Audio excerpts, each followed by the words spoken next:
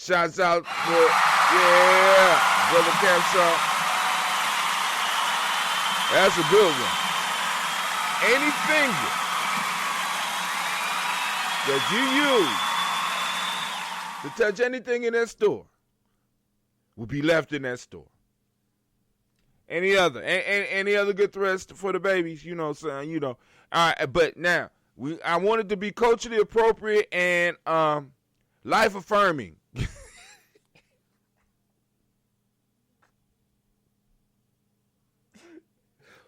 I want them to know their greatness, but I want them to know their place. So, you know, it's kind of hard to construct it's kind of hard to construct a threat that meets that threshold. You are great, but if you touch anything in this goddamn store, I'm going to chop your fingers off. You know, you the black woman, you the child, you the black woman, and you give birth to the black race, but if you touch anything and ask me for anything in this store, they might be picking your teeth up out the aisle. I mean, we got to be culturally appropriate with our threats, but yet in the same time, affirm their greatness.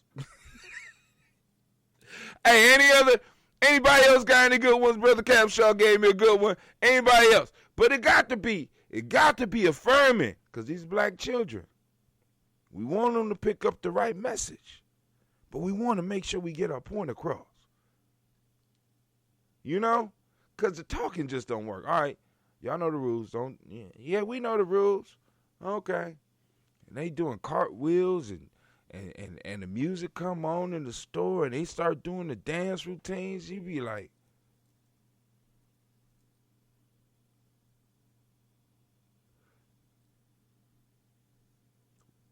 why? Look, let me go and just find my pants. I just need to find some pants and get the hell up out of here. All right, but anyway, let's go to our toast screen. We're going to throw up the daily toast screen. Throw up the toast screen. There it go. We got the water pouring. Family, we about to go on and salute we about to salute this universe. First starting with the creator by whatever name you choose to call that creator. We lift up the glass and we salute that creator by whatever name you choose to call that creator. And we say the word of power, Ashe. And as they say in Ghana, y'all. See, I'm kind of jealous though. See, because y'all is Ujamaa. Why y'all get to have that word of power? I don't understand. I'm researching it. I'm going to talk about it later. Well, not today, but y'all know what I'm saying. Y'all. They say y'all instead of Ashe in Ghana. I don't know if y'all knew that. It took me a long time, but I finally got it. Because Greg Carr affirmed it for me. Well, confirmed it for me because, because when I was over there, I was like, wow, they say y'all. They say y'all. When I was over there years ago, and I was like, wow. Because I was watching a ceremony where it was a state ceremony where they had somebody come up and pour libations. And the brother was saying, y'all. I remember that. But it is what it is. So we lift up our creator, knowing that the creator's always been around us, has always been flowing through us, is in everything around us. And we recognize that power right now, and we become conscious of it. And we say, Ashe. From there, family, we move to our list of our ancestors. Y'all ready? Like I said, anybody want to add their ancestors to the list, post it up right now. We write them down into our black book. All right. Let me get my mind right. I'm going to try to go as far as I can. You ready? Miles Brown, Ms. Ann, Robert the Texan, Davis, Herman Brown, Sr., Rosalie Tilly, Georgia William Walter, Christopher Fanny Gasson, Adelina, Uncle Chris, Fiend, Cleveland, Geneva Brown, Margaret Ellis, Wash Ellis, Cecil Ellis, Alvar Brown, Gina Gaines, Herman Brown II, Barbara Twiggs, Wash Ellis Jr., Katie Ellis, Nikki Ellis, Jamon Jones, Jeremiah Tappan, John Fallar, Montague Pittman, No More X, Pet Ma, Ram, Malika Kapoor, Dr. Marianne Williams, Kojo Kamau, Elder Farmer, Elder Millie Dixon, Tony Clark, Pastor Yusuf Weston, Elder Ajani, Elder Ron Coleman, Elder Robert Donaldson, Alfred Brofro, Hector Jr., J. Edwards, Carlisle Harris, Grace Lundy, Inez Harris, William Bill Bell Moss, Phyllis Rose, Sterling and Lucy Wright, there, Gail Pulley and Alexa Brother, Miss Eda Brooks Crawley, Miss Marie Nelson, Mr. Frederick Crawley Sr., Miss Jerry Bronson, Mr. Alonzo Johnson, Miss Marie McDowell, Janet Foster, Charles Jordan, Kel Smith, Walter Smith, Richard Trigg, Francis Johnson, Mary Franklin, Jimmy Williams, Daniel Ford, George Gibson, Nana Loretta Clark, Inez McCrae, Fritz Clark, Frankie Justice, Katie Justice, Derek Renneman, Virginia Rogers, Reverend James Smith, Lois Henderson, Kevin Spratling, Mary Elizabeth Walker, Raymond Walker Sr., Sarah Jane Carter, Michael Ford Jr., Kellen D. Russell, Susie B. Smith, Teresa Clay, Meldell Hodge Jr., Herman Copeland, Mildred Copeland, Jenny Clay, Bird, Beatty, Sarah Weller, Vita Farmer, Agoso Sue,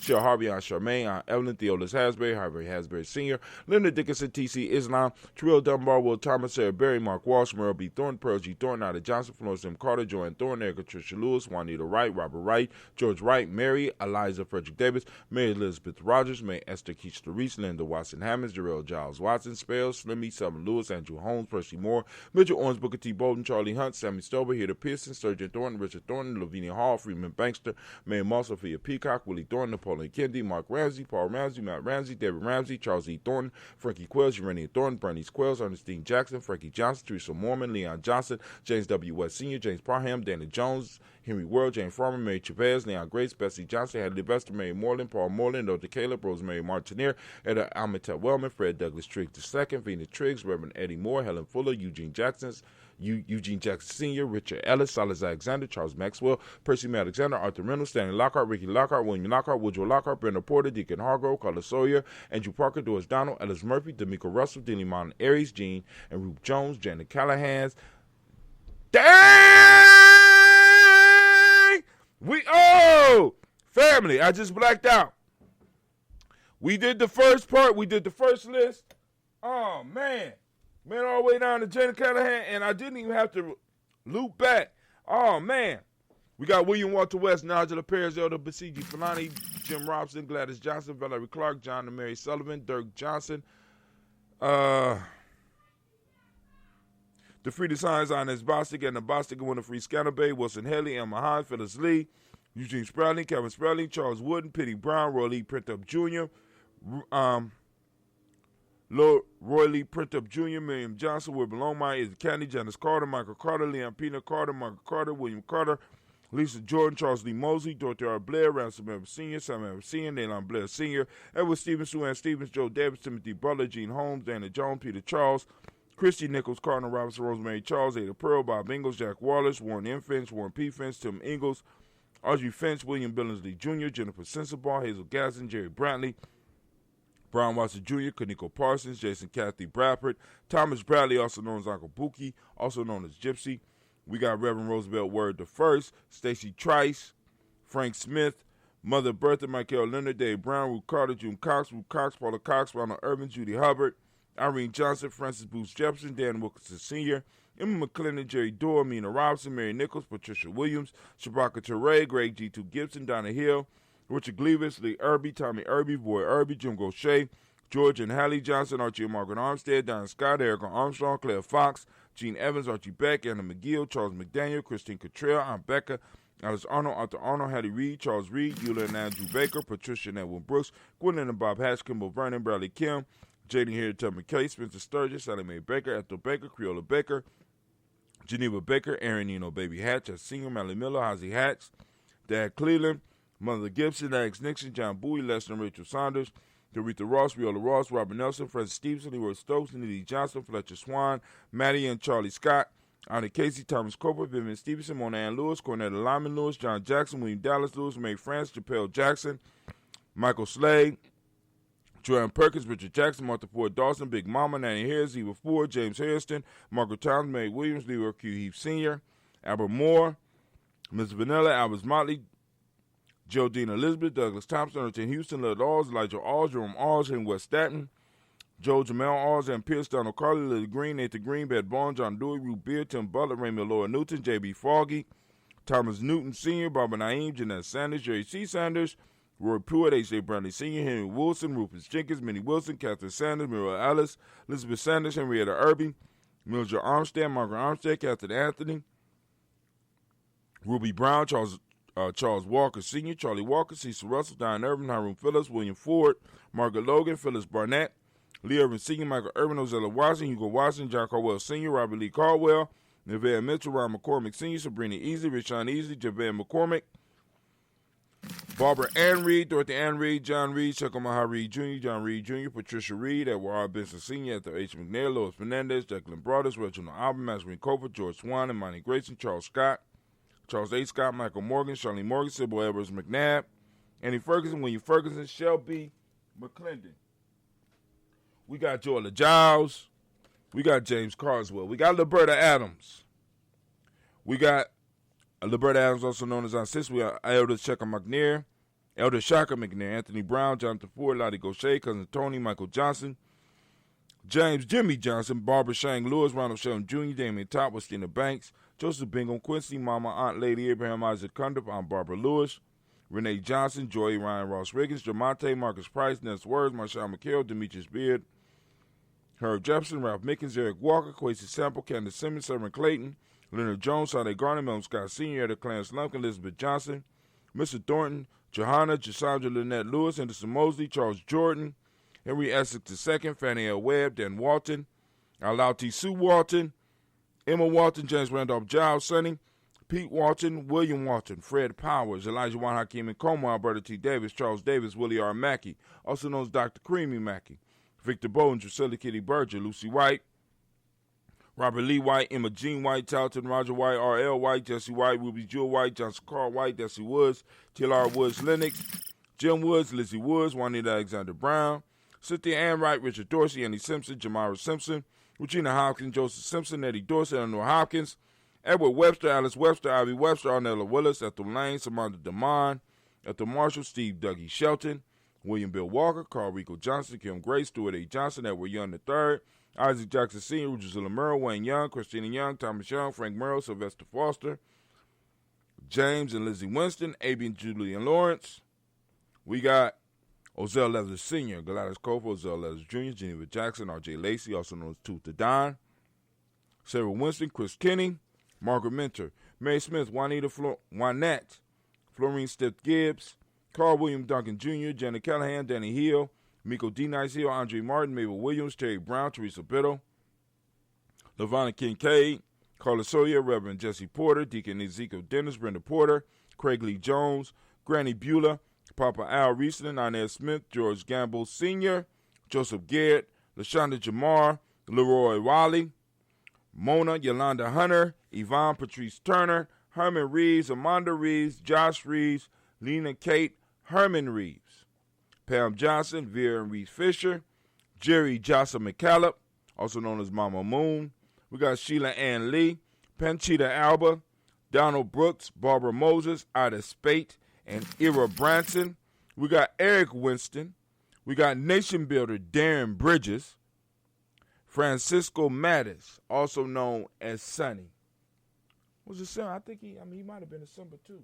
I don't know. But we lift up our glass to all of our ancestors, and once again, it is a pleasure, family. I am proud that you have trusted me with the reading of the ancestors on a daily basis as we build up our tribe, you know what I'm saying, locally and nationally, regionally, however, I don't know how we look at it. But with the internet, this shit could be international, family. So we lift up our glass and we salute our ancestors, calling on their energy and their power, calling on the wisdom that they left us, calling on the fact that many our ancestors are still watching over us.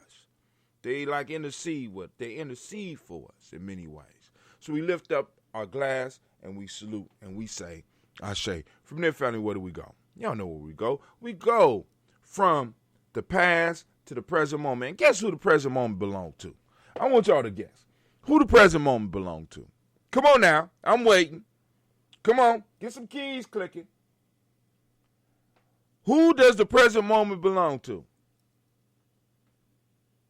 Come on now. Don't be shy. Don't be shy.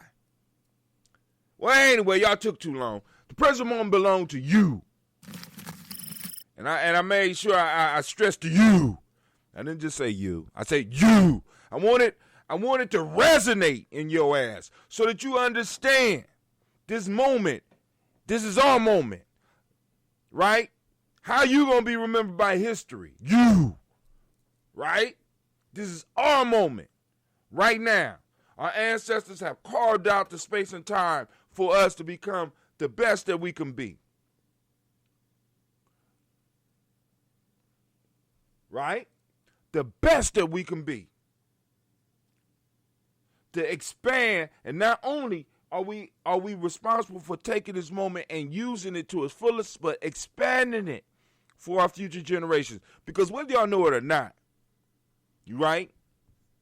Life is not about piling up dough, money. It's about expanding your space and time. Because when you expand your space and time, money got to come. Space and time, right, are the true commodities. Space and time. Can't make no money if I ain't got no space and time. As a matter of fact, if I'm in your space and time, you get to decide on how much I'm worth.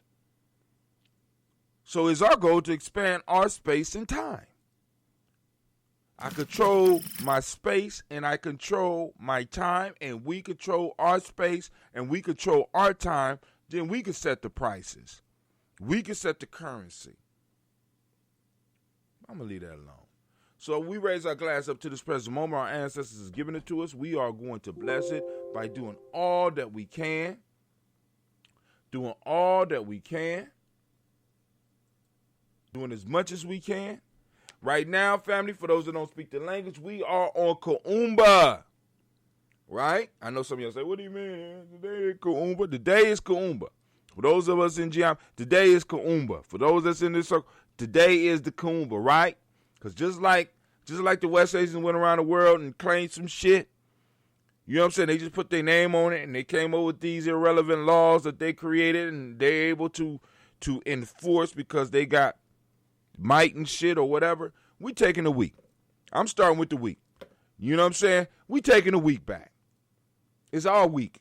It belongs to us, right? And today is Kuumba. For those that don't know what I mean, here we go. Here we go. Simple. Just go to the Gye-Nyame journey, free GNJecourse.com. Take your ass over there, free GNJecourse.com, so you can learn what I'm talking about, right? Because all the stuff that we kind of deal with in the Daily Toast and in the other stuff that we're dealing with, we talk about it in our free e-course. Because like I said, we building tribe, family. Whether you join our tribe or you build your we need to start coming together and be able to negotiate. I want to be able to negotiate with somebody with another tribe. Hey, let's talk. How can we work together? You know what I'm saying? Can we work together? And if we can work together, let's go and do some negotiations. Let's do some building. For real, on some real shit. Right? That's how you're supposed to do. So right now, in this present moment, we are on Kuumba. For those that don't speak the language, Kuumba means Imani. I mean, my God, Lord have mercy. Kuumba means creativity. Kuumba means creativity. Also on this day, I forgot. I ask every day that you open up your reticular formation and find examples of the principle of the day. Kuumba is the principle of the day. Find that principle and share it. Share it on your timeline. You can share it on Gye-Nyame Journey. As a matter of fact, you go to gnj.media and join our site. Not only do we not, it ain't even a site. Let me be clear. It's not a site, right? It's our own social network. This is what I'm trying to get people to understand, right? In trying to conquer the moment. I should have did this in the moment. But in trying to conquer the moment, this is the moment. In trying to conquer the moment, I ain't trying to compete with Facebook. I ain't telling you get off Facebook. I ain't telling you get off YouTube. I ain't telling you get off Instagram. But we got our own shit at gnj.media. Go over to gnj.media, click try, and go on and get you an account. Right? I'm just saying the goal is to get 1,000. I would like to get 1,000 before Kwanzaa. The only way I could do that is if y'all helping. You know what I'm saying? I done got my 2 people in. I think that's I think that's the level of my influence at this point in time. I got my 2 people. You know what I'm saying? I need y'all to get y'all 2 people. If everybody get 2 people, it only take, I don't know, Kwame got to do that math. So if only 2, if each person that come in only reach out and get 2 people to join, how many people we need to get 1,000? You know what I'm saying? But then also y'all can support Gye-Nyame at support GyeNyameJourney.com. I'll put that up there too. Don't worry about it. So right now we on creativity, which is the day. The model principle is order. The color is orange. Cause and effect is the Hermetic law. The male name for the day is Kwame. Female name is Ama. All right? So shouts out to all of the Kuumba born. We got a few of them in the crowd.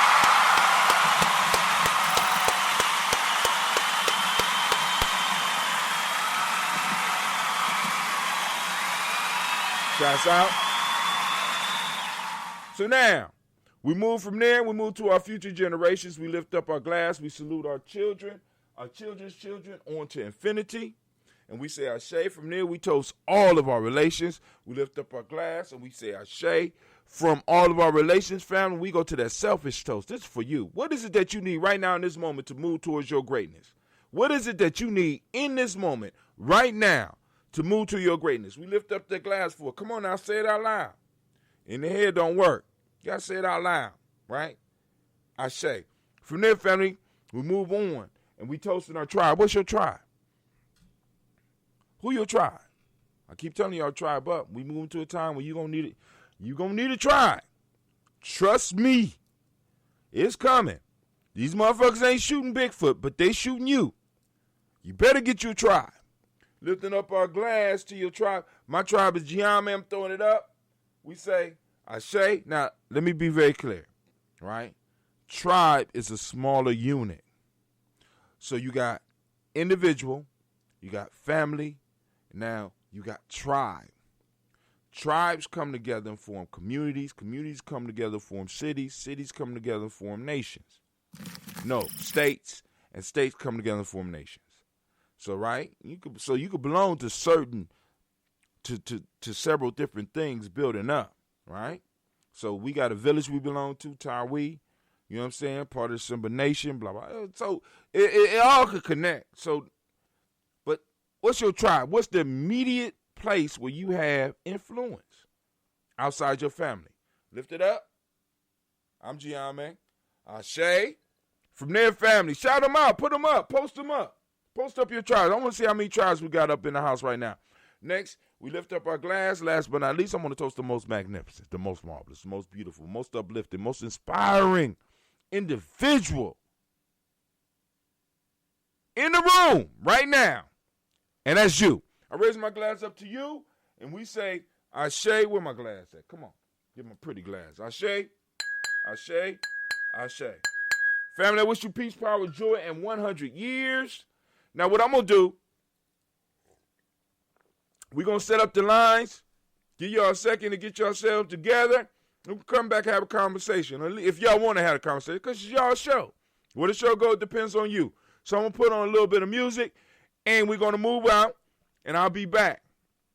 Give me some time to set up. Stop! Yo!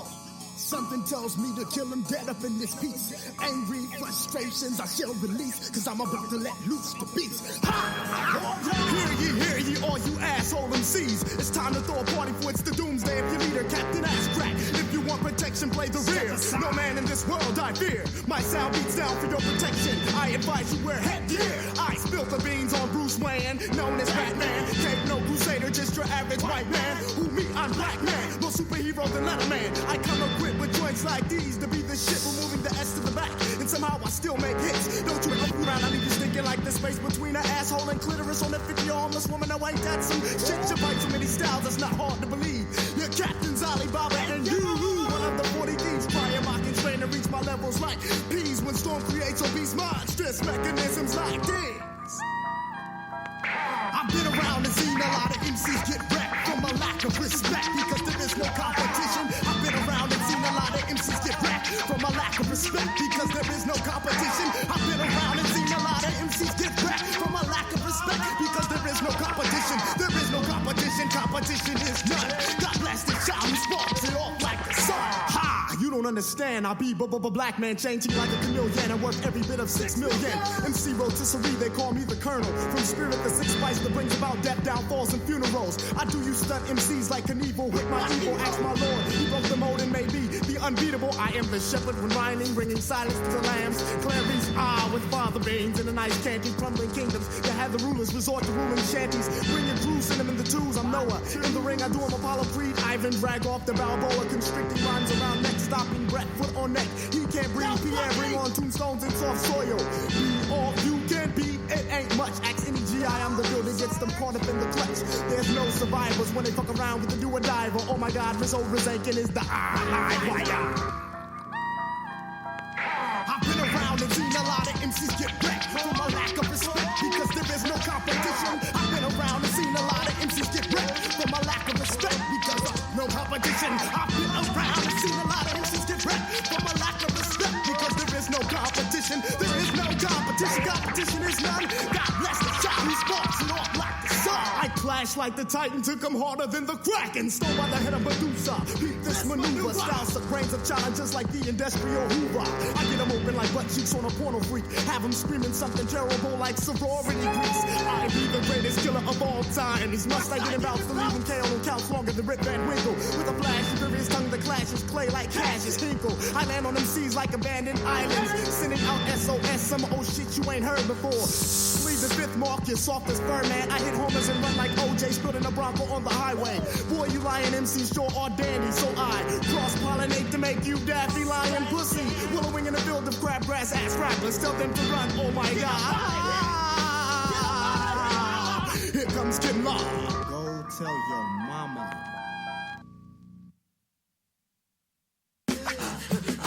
This little old man on the liquor tom-tom, he's got mad flavor, bar none with a humby-diggy-he-dee-he-dee-he don't. Abdul is about to come.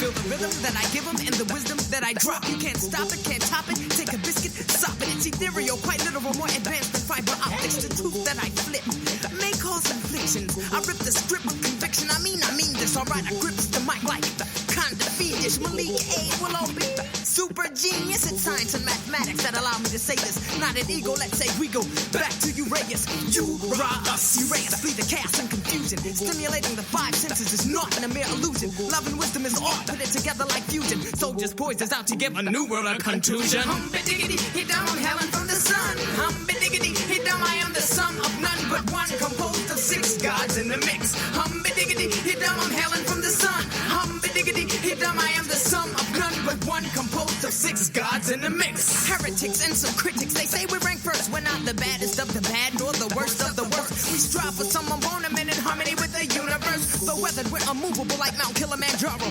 Africans will laugh again, so I say no sorrow. We are the people of the day before yesterday. We are the people of the day after tomorrow. I have a dream someday that our youth will be walking down the street, contemplating, nibbling on ginseng root. Giving hell to those who aren't hard for sure, but for show. Pretending what you hadn't thought but said and didn't know. Claiming sets, throwing up gang signs, society's got you snared. What the hell is that sign language? For the spiritually impaired, I'm not a player hater, I'm just a player fader. What goes around comes around, vengeance is mine, I'll catch you later. Humby-diggity, hit down, I'm Helen from the sun. Humby-diggity, hit down, I am the sum of none but one, composed of 6 gods in the mix. Humby-diggity, hit down, I'm Helen from the sun. Humby-diggity, hit down, I am the sum of none but one, composed of 6 gods in the mix. So get the best of me, woman's the great test of me. The part of me that strives up and begins to pull up the rest of me. Conquering selfish, true manifest destiny, and once good again, reflects this. As I call in number 614-556-4535. I lost the number. 614-556-4535. Call in. Let's have a discussion. Let's talk about Bigfoot not catching lead. How nice of them not to shoot Bigfoot down. But I want to know what the hell is going on. I really want to know, how is it that Bigfoot can eat a white man's dog and not get shot?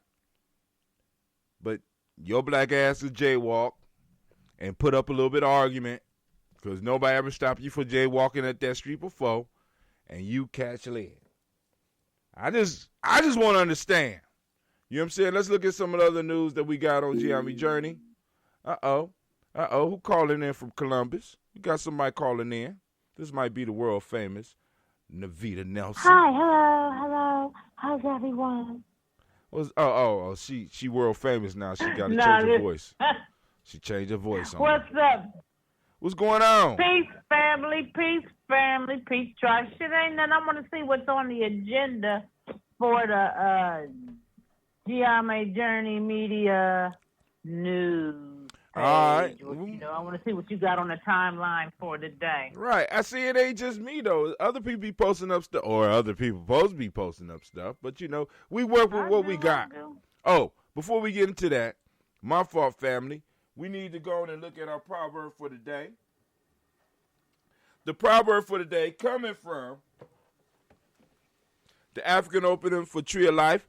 Books are $150 a piece. But we got it broken down in the African Deep Thought Workbook, where I haven't released it yet, at least in the digital format. But right now we are on proverb. I think we on 40 today. This one? Yeah, okay, cool. We on, that's page 89, and we'll get right into it. Give me 1 second, Navita. I want to make sure that we develop this habit. Bam. Now, when you purchase this, when it comes out, when you purchase it, you will get the flip ebook as well as the writable ebook so that you will actually be able to go in here and put down your thoughts. You can't do it in this because it's too long. This is like a 200-some-odd page book put together by Sister Tara Hassali and Chinganji. You know what I'm saying? Because she got tired of waiting for Brother Hatim. I've been talking about I was going to rewrite this book for years. And she said, man, I ain't going to wait. And that's the type of shit I like. I ain't waiting for you. All right. The proverb for the day, discipline is the conservation of gifts of the first source. Say the knowledge holders. Discipline is the conservation of gifts of the first source.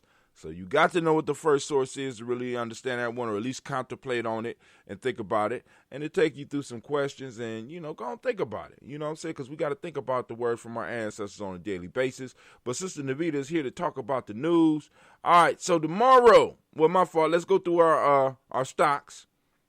Well, let me give a quote. Go ahead. So my son is coming home soon, and he's going to be coming out a book called Proverbs from Real Niggas. Niggas spelled Negus. So it's not niggas, it's niggas. Niggas. Proverbs from Real Niggas. Now, I ain't told him he was coming out with this yet, but now.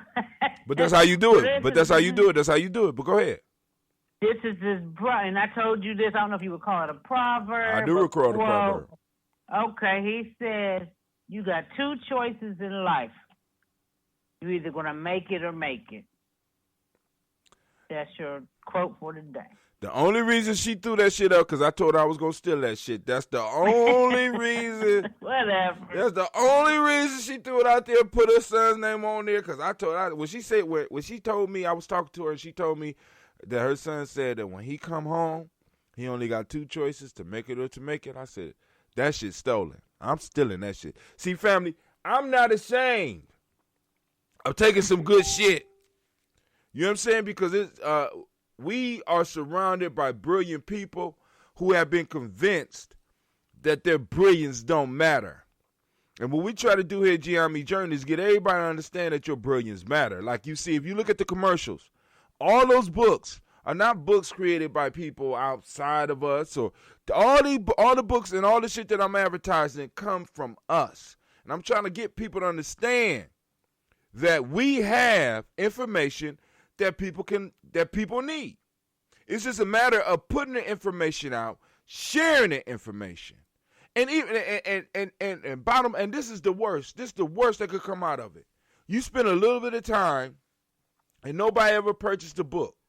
But you got something down for your future generations. You got something down for your nieces and nephews and your children that they might be able to take and parlay into something because you took some time right now. Family, I'm just telling you, I'm surrounded by brilliant people that we throw up our own roadblocks. when all this technology is making it easy for us to put it out. Like Sister Navita said, he don't know he gonna write the book yet, right? No, I mean but I mean think about this, because Terry Hassett did the same shit with me. I said I want to take this book. I introduced my whole collective to this book called The African Tree of Life. I want to take it. I want to put a workbook. Here's the questions. Here I go. Boom, boom, boom. She gave me a couple of years. She gave me about 10 years. I said, fuck that. I ain't waiting for you no more. I'll give you credit in the book, but because you took too long, I'm going to create the book on top of the other books that she wrote. So, family, we have the mechanism to bring it out. We have the tools to get our information out there. And there is a whole slew of people out there that's looking for what we have. And the proof of that is, one, Simba Nation. Simba bring people together from all over the country, and the information that we are using is basically the same information that we are producing right here. We're able to bring people from all over the country that are hungry for this information on a regular basis. What's holding you back? What's stopping you from creating? What's stopping you from, why you hiding your light? Why are you ashamed of some of the shit, some of the common sense shit that your grandma gave you, and you just hogging all that shit to yourself? You know what I'm saying? We got the mechanisms to put out ebooks. We got the mechanisms to put out e-courses. You seen Elder Darrell Green putting his e-course together right now. We got one more segment to do, and the first part of his e-course will be out in less than 3 weeks. I just got to do a little bit more production. The first 2 is done. Then we got one more to do, and we about to bring it out. Navita about to start her show, which she was supposed to start last week. I ain't gonna bring that up. But yeah, there's something that came up, but this week for sure. Well, I talked to you. 7 p.m. is our start date. We'll get into it this week for sure. It's rain or shine. I put that out there. You said 7 rain p.m. Or shine, we got to roll. 7 p.m. What day? Me and you. I need to discuss that with you off the air. But all right, cool. All right, but she starting her show. Brother Rashid has started calling in. And I'm trying to get him to go and get up. Brother Capshaw's out there in the Chicago area. You know what I'm saying? We got the means to make sure that we could introduce this to as many audiences as possible. And the only thing that's holding us back is us. Because, family, I'm telling you, there's whole crews of individuals, of less people than we have right here, right now, that are basically able to generate a living. I ain't talking about extra income. I'm talking about a living from what we're doing, from the information we have. So why we ain't competing with them? I'm just saying. I got John Calhoun in Philadelphia who has the capabilities to make documentaries because he's been doing this shit.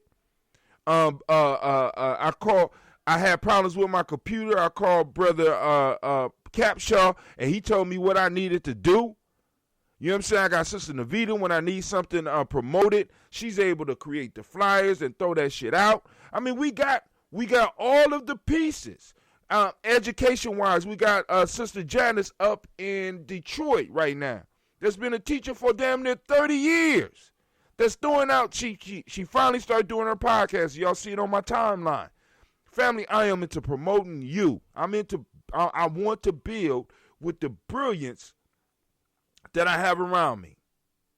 The only thing that's stopping me is you, because you don't believe that you're brilliant. Fuck that. All right, I'm sorry, but go ahead, Navita. No, I ain't saying nothing. That's all I gave the proverb, and now we can move on to because the people have no choice. They only got 2 choices, Navita. What's the choices? You're either gonna make it or make it. Gonna make it or you gonna make it. All right, so in the last 28 days, they say we reached 4,391 people. Shit, that's good.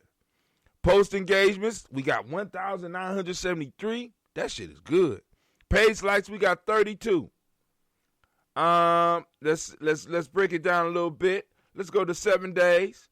So in the 7 days, of course, y'all see all the negatives because they trying to get us to get more ads and stuff, and I'll go on and work on that on my end. But they say in the last week we reached 1,200 11 people. Post engagement, we got 344. Page likes, we got 5. Now let's go to the 7-day look. Let's look at what it, or for the 1 day. Let's go down to just 1 day. Yesterday, family, just with the post that was posted up. This is why I'm telling y'all to post up. Just with the post that was posted up, we had 124 people reached in 1 day. Post engagements, 36. We had 36 people engaged with what we was doing. We had 0 likes. So, I mean, shit. So, when you post some shit up, know that the family is watching. Know that the family is doing it. So, the first thing in the news, tomorrow we will be having, in lieu of the Daily Toast, because we toast the ancestors during the Taraweeh Family Village Pra'ank, but we got the Pra'ank tomorrow at 11:30. The person that will be presiding over it is Elder Dale Green. And his topic is Their Story is Our Story. All right. You can listen to it on gnj.media or come to where you are right now, but on gnj.media you get to all of it. Sister Jill Jackson, I'm a genius. My ancestors are geniuses. Brother Kenny Jackson say I'm muted. What I'm talking about? Blunt talk. Legacy building. Oh, I'm sorry, I ain't see Jill. Shouts out to Sister Jill Jackson, the organizer supreme. We only got 2 choices, to make it or to make it. Red Man 2020. Is that what they call your son? Yes, that is what they call my son, Red Man. Okay. Legacy building. Yes, Blunt talk. See, you got people waiting for you, girl. What you doing? I'm coming next week. Rain or shine, if I got to be dolo, I'm going to be on there. See, and that part of the issue, well, I'm going to leave that alone. Kenny Jackson is muted, no sound. How come everybody else is hearing me, Mr. Jackson? Sorry, Mr. Jackson. Let me see. I got you up on my TV. Let me turn this. I got me on the TV, too. Let's go and check it out and see. How come everybody else is hearing me, Mr. Jackson? Yeah, sorry, see that? Yeah, you heard that, didn't you? I heard that. Sorry, Mr. Jackson. Sorry, Mr. Jackson. I am for it. This is probably him on the line anyway. Somebody. Yes, I'm just sitting there listening because I couldn't get no audio. Hey, man, check your equipment, man. Check your equipment. Listen, I told you a long time ago to get rid of the 8-track, but you don't want to listen. You wearing the Apple hats and you got you got the 8-track in your car. It ain't coming back. It ain't coming back. I'm so glad that you said that because I called in to talk to you about something. I don't want to interrupt y'all. Let me know when it's my turn. Go on, it's your turn. How you doing, sister? How you doing? I'm okay. How are you? I'm blessed and highly flavored. Okay, then. That sounds nasty. Hey, man, don't be flirting with my... Get your life together, dog. Highly flavored. Okay. When you a seasoned veteran, you're not highly flavored. You're highly flavored. Okay. That's good. So, that's dope. See, that's one of those quotes. Go and take that and give that to Red Man. But go ahead. Whoa. Hey, dude. You can be all the thief that you want to, but when you start stealing and passing out to other people, you got a Robin Hood complex. That's right. I one of my brothers taught me that. He used to bring us Chinese food every day up at the African Center. I mean, up at the Cultural Center at Ohio State. You mean while you was in college? Well, I was in college. I ate Chinese food for at least a year, every goddamn day.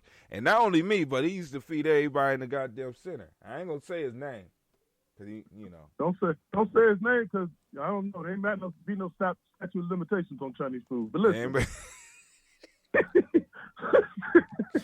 listen, man. I couldn't help but listen to some of our shows. Since I started participating in the Gye-Nyame journey. Well, I ain't gonna say participated. I'm from the very beginning of the Gye-Nyame journey, but I just want to say something, man. We be sounding like some old fuckers, man. That's the point. We sound like some old fuckers, man. I'm including myself, man. And I have. What's she laughing? I have young children. You have young children. We deal with young children, right? We sound like them people that we used to get mad at. You know what I mean? Sometimes, every now and then, I just want to check myself, and I want the listeners. I want to apologize to the listeners for coming off as ancient. Stop. Most of the listeners are old fuckers, man. Come on. Everybody. You're talking about engagement. True. Listen. No, you got to embrace your demographic, dog. Our demographic is our age. But that's I'm hoping to change that. But that's blunt talk. When we expand our demographic with my blunt talk. Right. Show. That's blunt talk. And speaking of that, Rashid, one of the issues she having is that some of the co-hosts might not be as responsive as she needs, and she's about to start a show. And and like I said, she's looking for people to partner up with for the show. And you ain't shy. But anyway, but you are old. You an old fucker, and you need to just go and accept that. Allende claimed he coined the term the old fuckers fraternity. We got an old fuckers fraternity and sorority. OFF? OSS. OFF. Well, ain't that about a mother? He said the off. We call it the off brothers. But go ahead. Richard Pryor had one of the greatest quotes ever, and he did it in character as Mudbone. And he said, and I quote, "You don't get old being no fool.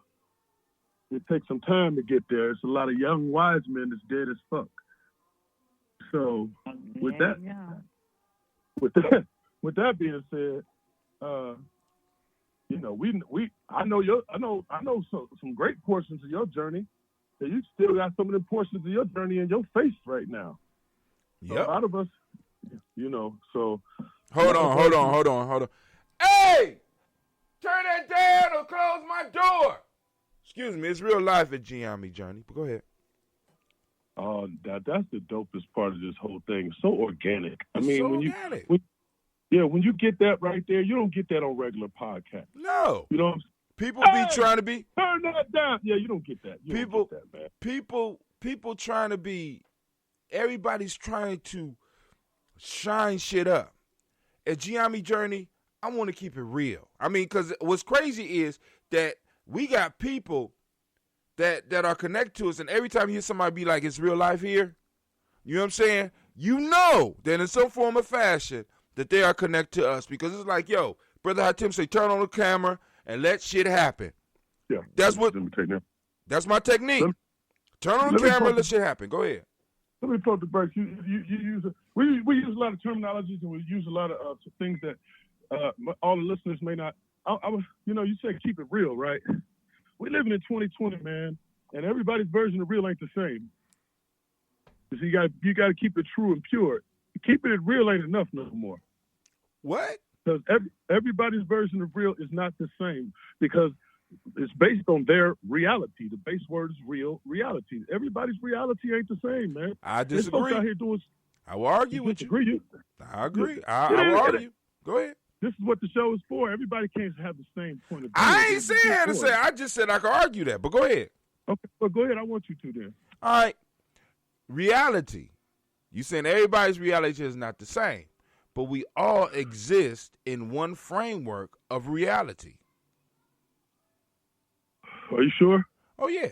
If I was to pull out $100 right now, you know what I'm saying, and be like giving it away on this show, people's reaction would pretty much be the same, because it's coming from a standpoint, a reality that we all have to deal with. Now, you might have some fantastical shit going on. When I say real, what I mean, because you like everybody's, you know what I'm saying? Real for me is no cuts. You know what I'm saying? My show that I call The Adventures of Hatim is not reality, because I could cut shit out. I could throw words up. But when we are live, this shit is real.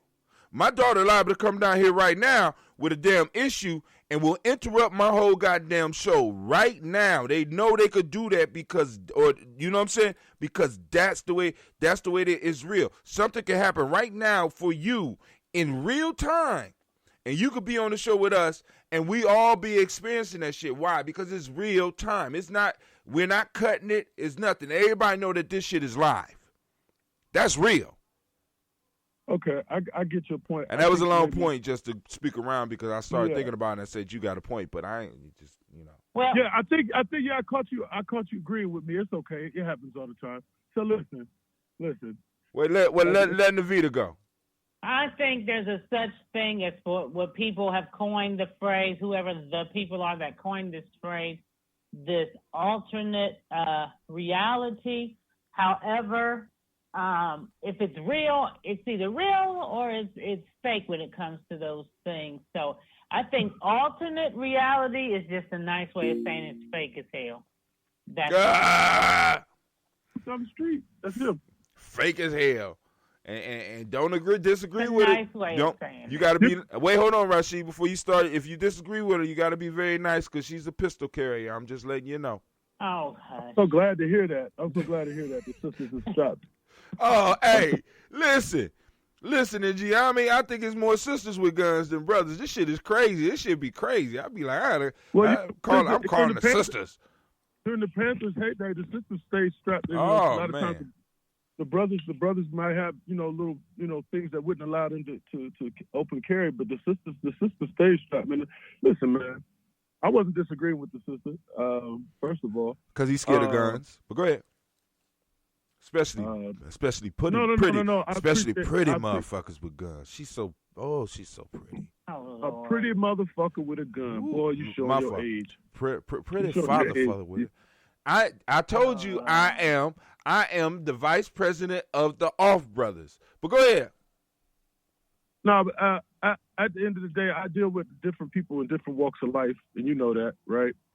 And I've seen things that in their mind they consider keeping it real. Sure. I've been in this store, asked a young brother to pull his pants up. I don't want to see the crack of your ass, boy. And was willing to deal with whatever repercussions that came after that because I felt like I was justified. I have a tendency that once I feel like I'm on the side of the righteous, that nothing can stop me. I know sometimes that's not a good, thing, but that's how I've moved through life, and it's been working for me so far. But I'm just keeping it real, man. You know what I'm saying?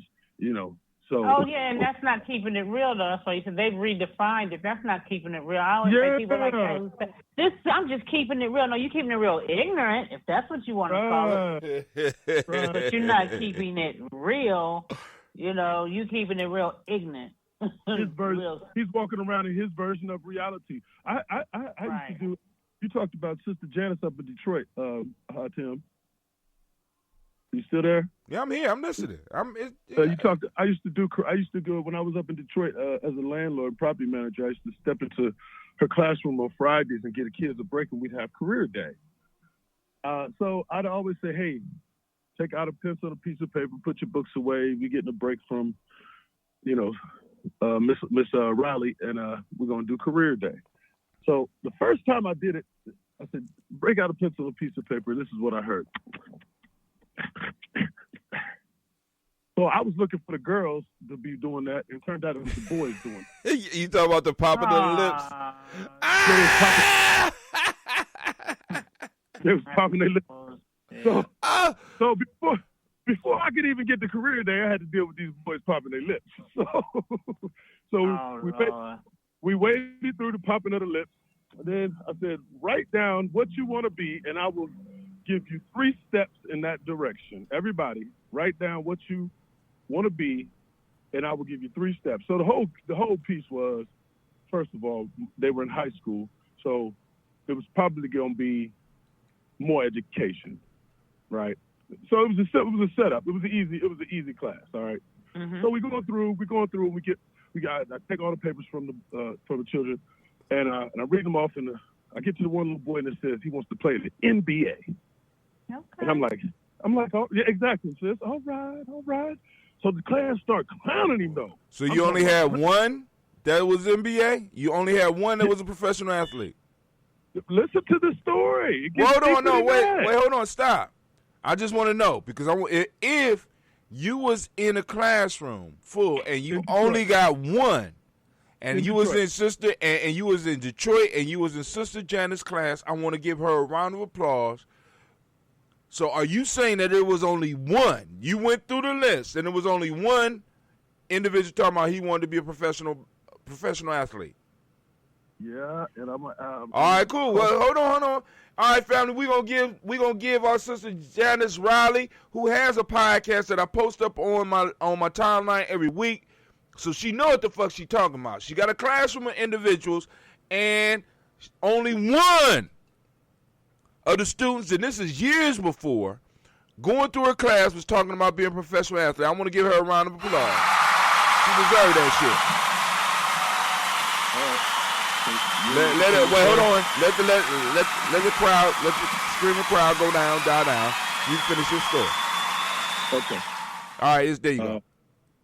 Yeah, I tried to stop the applause because you probably. Oh God. Yeah. Oh, yeah, I tried to, but you were so hell bent on giving her. No, I asked you a simple question. See, that's the reality. Yeah, but you wouldn't let me stop. You just jumping the gun, boy. Yeah. Gun jumper. But I don't want to. Now it's gonna look like I'm indicting my sister's teaching. So let me finish the story, okay? No, you ain't indicting her. Fuck that. Go ahead. So the whole class starts clowning the boy. All right. So I look at the little boy and I say, "Oh, he's short." They're teasing him because he's short, and they're probably saying he will never make it to the NBA. So I immediately jump in there with all the short people because I was a short guy in high school myself. I said, Spud Webb made it to the NBA. Tyrone Muggsy Bogues played 17 years in the NBA, man. Don't let these people get you down. Did you sing a song with it too? Did you? They said Mr. Jackson. They said that Mr. Jackson, that would be fine if he was on the basketball.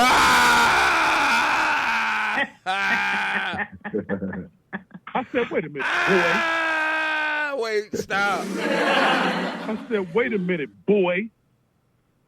I said, you're not even on the basketball team here at the school and your dream is to be in the NBA? And he looks at me straight in the face with the most serious face. He said, yeah, but I'm sweet on the game. Damn, that's worse than my story. That's the bit. Wait, so now, hold on. You gotta remember, we're dealing with the off generation. So please explain to them what you mean when you say you're sweet on the game, because that means he might have been playing outside or so clarify. No. He was referring to the fact that he was referring to the fact that he didn't play physical basketball. He played video games, and because he was good on the video games, he figured he could make it to the NBA. I don't know how he bridged that, but this is their version of real. No, that's what I'm trying to tell you. Now, but this is where we fall short, right? Because at that point in time, we should have known something was coming, and I said noon, something was coming. I know that's a good made-up word, noon. We should have known something was coming. We should have known. We should have known something was coming because hey man, they making big money on these games. That boy might be. They teach you that word at Ohio State University. Yeah, he's the only one I know that graduated. But listen, right. You're the only one I know with a degree, Hudson. You use the words like noon. We need to make that into shirt. Well, I mean, they had a lot of multiple choice questions up there. I'm real good. I'm real good. I'm real good on those A, B, C's, and D's, dog. Noon is the past tense of known. Right. No, it's actually the future tense. We should have known. You know what I'm saying? Predictive. You speak multi-dimensions. Right. Like, you know, if our mother could have their own form of reality, I can have my own form of, you know what I'm saying? Of language. That's true. Because guess what? Me and the shouts out to Derek Thompson. We knew exactly what you meant when you said noon. We knew exactly what you meant when you said noon. So you're right. But getting back to my point is that experience right there, how serious he was. They be serious, don't they? They be serious as a motherfucker, boy. Well, so years later, guess what happens? It's funny that you say that. I'm dealing with my oldest son, and my oldest son is flying to Vegas to compete in a video game tournament where he's got sponsors and they put him up in swanky hotels. and they pay him to play video games. Right. So here it was, I was laughing at this little boy, but maybe this little boy was a visionary. But at the time, he sounded like a complete idiot. But really, when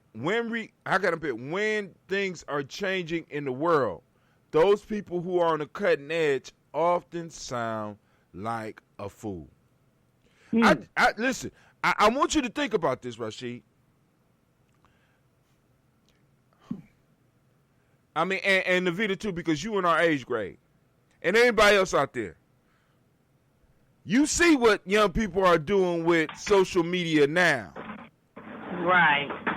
I want y'all to imagine that when we were in our 20s, what in the fuck would we been doing with a concept like social media? Ooh, Lord. I don't know. It wouldn't have been. I don't know if I'd have been so good for me in my 20s. I probably would have been. Actually, you got a good point. It probably would have been good for us. I'd have been a buffoon. Let me tell you. I'd have been a super buffoon. But man, they said the youth is wasted on the young. They said youth is wasted on the young. They said. Well, I don't know. What's the topic for today, brother? Man, Bigfoot. Bigfoot is the topic of the day. Oh, somebody saw Bigfoot in Columbus, right? Somebody saw Bigfoot in Columbus, and not only did they see him, but Bigfoot came onto their property, killed their dog, ripped his head off, left him in one place, and left his head in another place. The man went and got his dog, buried the dog.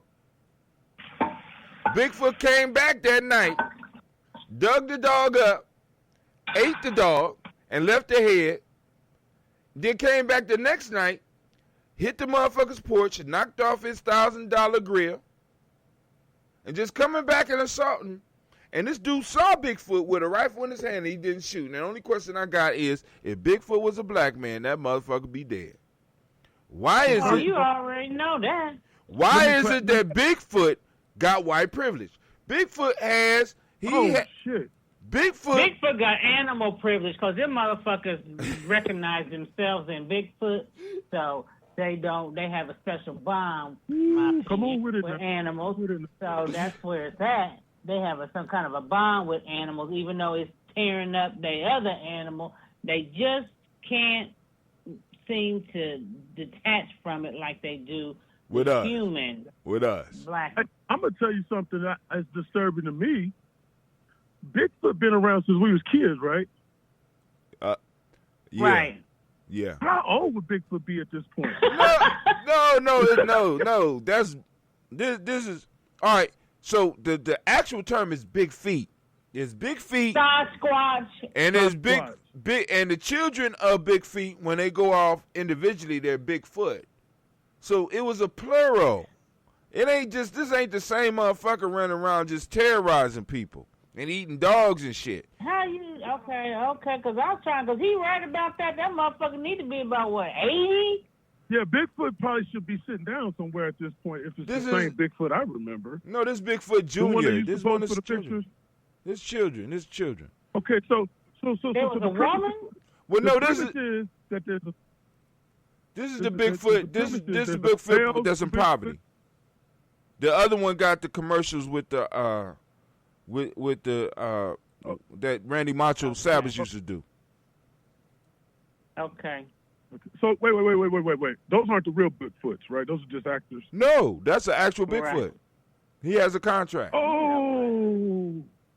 So wait a minute now. Reality shit. But are you telling me that there's a tribe of Sasquatch roaming? Yeah, Yeah. The proper term is big feet. Oh, and more than one. Right, more than one.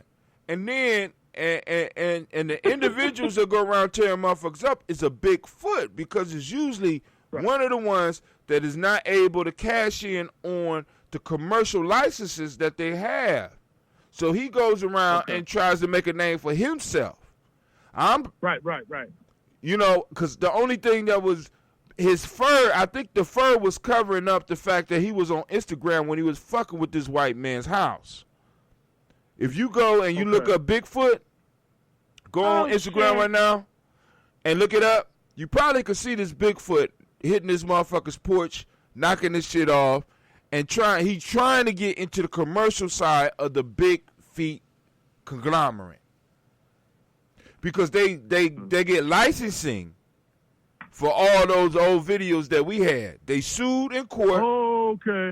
And they got all the lights. That's why you don't remember when it was a Bigfoot craze when we was young? They cut that shit off. Yeah. Because the Bigfoots, the big feet tribe sued and got all that shit. So you can't show that shit without them getting paid. That's why they ain't showing it no more. Okay. I thought y'all knew that. I mean, it's simple. I mean, it's as real as the Moore shit. I'm just saying. Listen to me. It sounds to me like they display a resilience and a longevity that would almost dictate that we make them part of the Gye-Nyame journey. Now, see, I already invited them to a barbecue, but they kind of uppity because they got money and shit. You know what I'm saying? So we would get the rowdy big feet. It sounds like they doing better than the Gye-Nyame journey. They doing much better. I mean, because they doing much better than us. But the ones that aren't doing good are not really doing good. So when they come, they're gonna show out. So that means that we have a 9-foot tall motherfucker with very big feet acting up at the barbecues. And, I'm not trying to put the Warriors on point like that, where, because we ain't have to deal with no 9-foot motherfucker.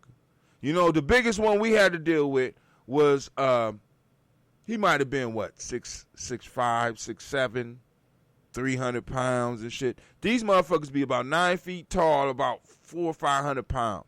So I'm not trying to put my Warriors up against nobody like that. That wouldn't be a fair battle, Okay, now, see, there's so much stuff going on right now. You're confusing me. Who weighed and measured the damn Bigfoot? Well, now, in order for them to get the contract, I'm quite sure somebody had to measure him. Listen, I ain't never met a Bigfoot, but I know that if you look in the court records, I did research before the show. If you look in the court records, the reason the Bigfoot mania died out was because the big feet came out of the big feet had representation, and they came up out the wilderness and sued all these companies that was putting a bad name on them. So they formed a Big Feet Defamation League. And anytime you say some shit bad about them, like possibly I'm doing on my show right now, because I'm surprised there ain't no Big Feet lawyer at the door right now talking about suing me.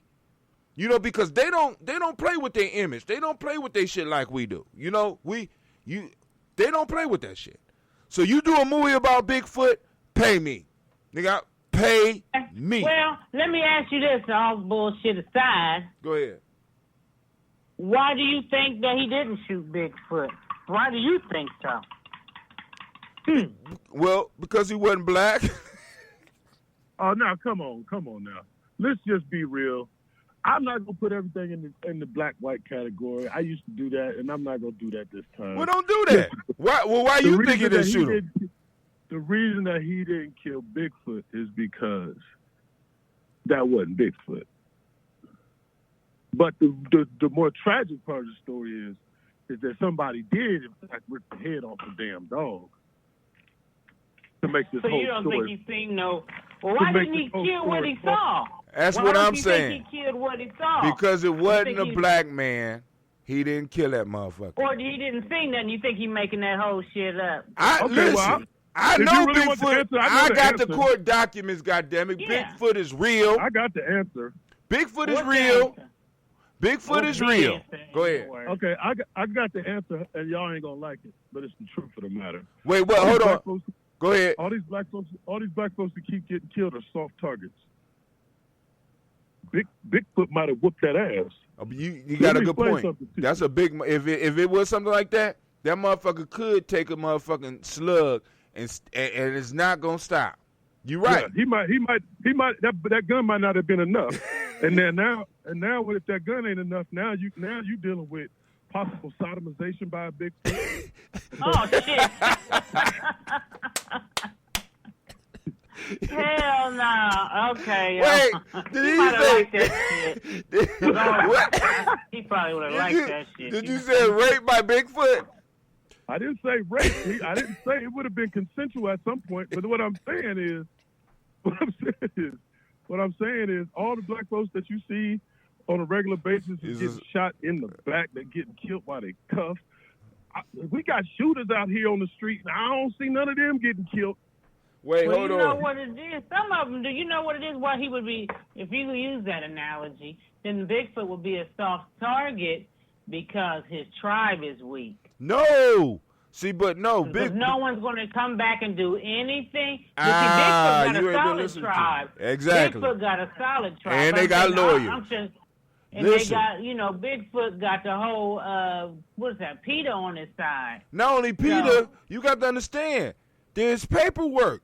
Bigfoot got paperwork. The Big Feet tribe got paperwork. They got lawyers. So you might not even be allowed to kill a Bigfoot. You might not even be allowed to kill a Bigfoot, bro. Listen. But black people, on the other hand, we don't have that tribe or that backup, so that makes us a weak target. Yeah. They can just shoot. No, not weak, soft. In other words, when I say soft, target, I mean it's a terminology used in military. There's no threat. Yeah, I've heard it's not a threat. You don't right. feel like it's a Bigfoot, threat. listen, Bigfoot is a threat because he don't pay taxes. See, he not only. I'm about to silence your motherfucking ass. Not only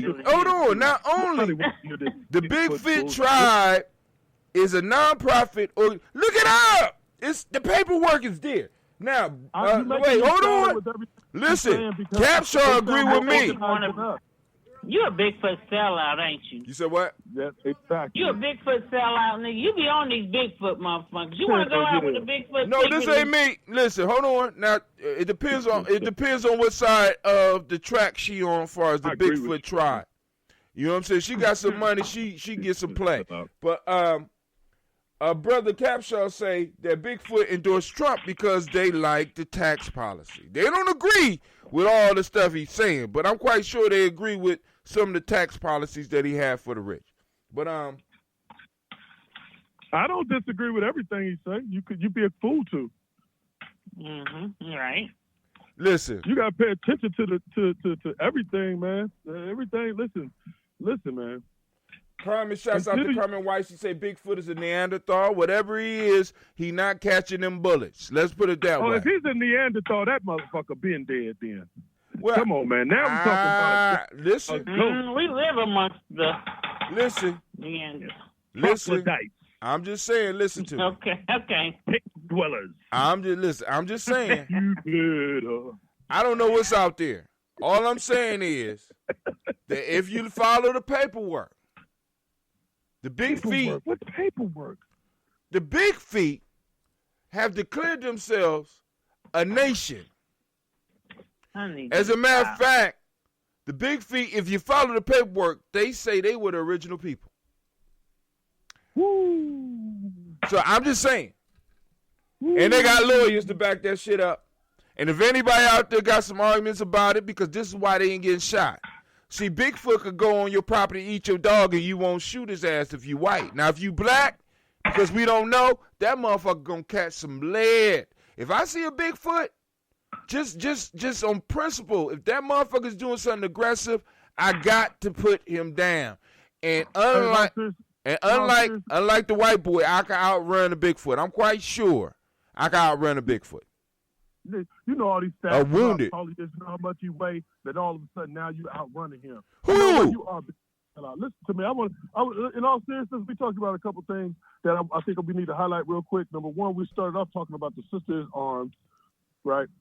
And we're talking about protecting and talking about soft targets. We talk about things coming onto our property. And we're talking about, listen, at the end of the day, if anybody that's listening right now, this is my personal opinion. This is not the opinion of the Gye-Nyame journey. This is my personal opinion. We all need to be arming ourselves for Bigfoot or his peoples. Or we need to come together like the Bigfoot tribe so that we can go and have the protections that are Bigfoot. Because I want you to understand, Bigfoot, I'm looking at the article right now. Bigfoot went on a white man's property, ate the white man's dog, and was able to come back on a regular basis and not get shot.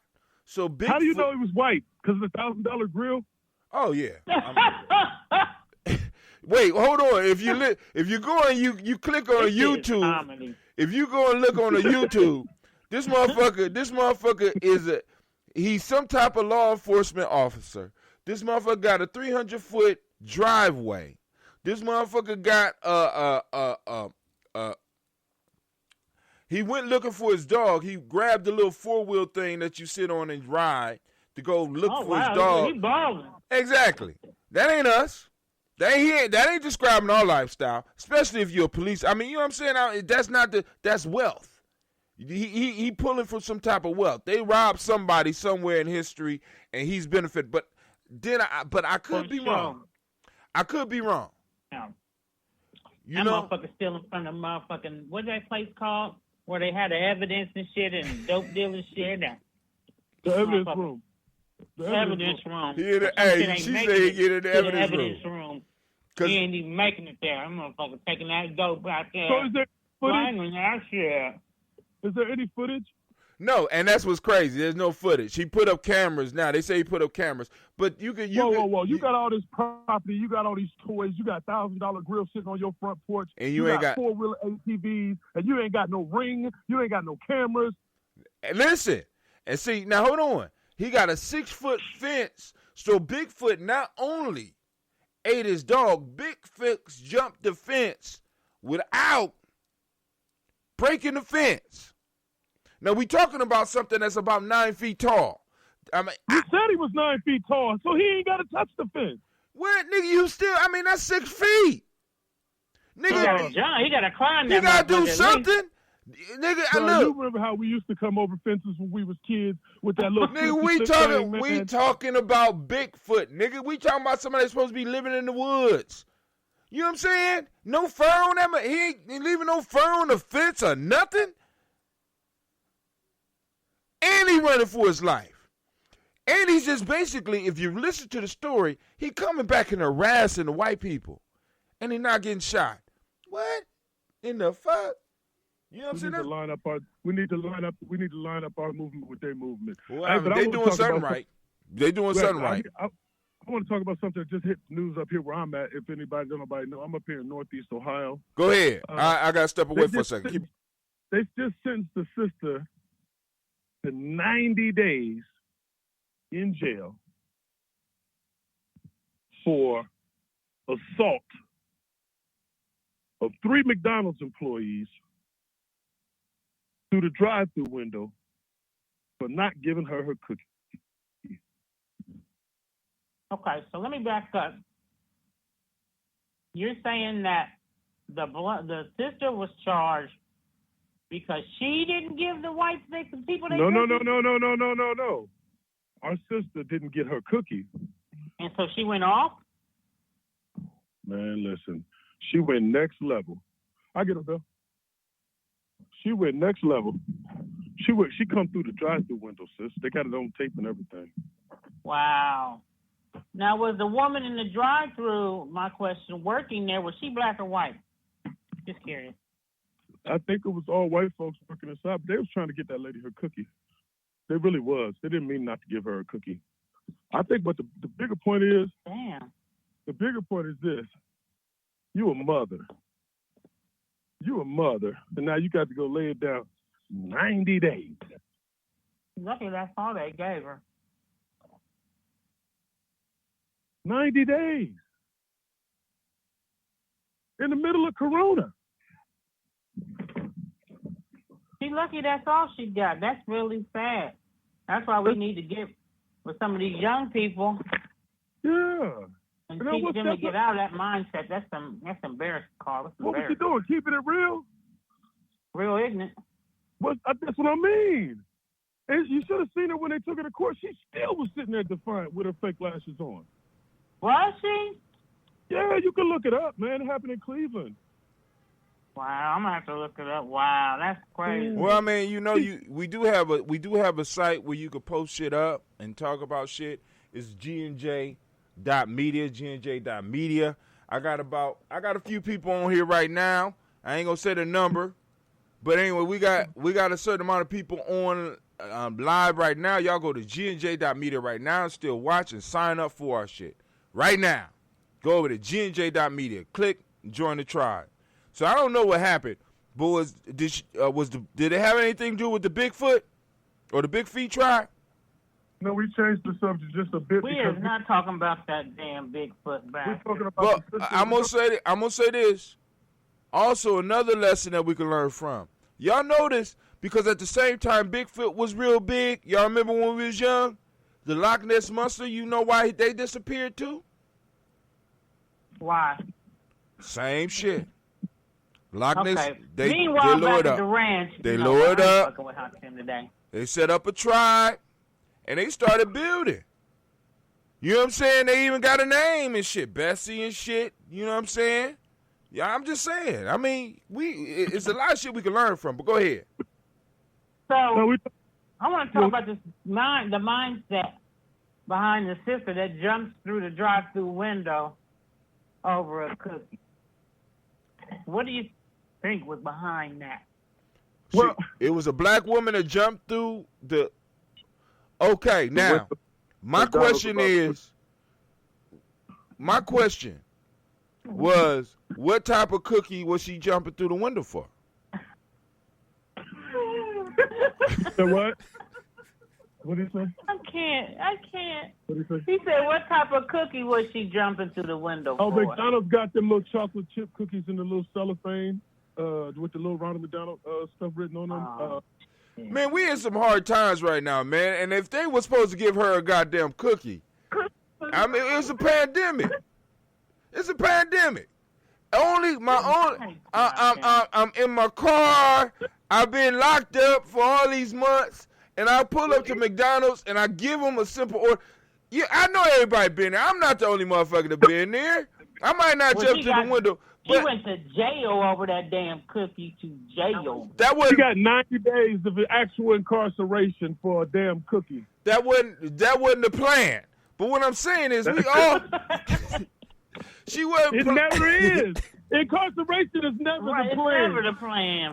Rarely. It wasn't. She just wanted her goddamn cookie. I mean, we don't know how long she had been locked up. We don't know how, and then on top of this, school has started. Because I know there's some parents that's wishing they could go, I mean, not really wishing for jail, but wishing for some type of relief. Because trying to figure out this shit online with the kids and shit, and I need a break. I'm locked up with these motherfuckers all day, but I hear y'all. Oh, snap. That was a setup. She was trying to ditch her kids for a little while. I mean, you never know, man. You never know. Because, I mean... My mom used to leave me at McDonald's Playland when it first came out. No, she didn't. Stop it. Stop it. Don't tell that on your mama. Stop. For a whole shift. I know where your mama... Stop, nigga. Stop. We not going to do that. We going to stop.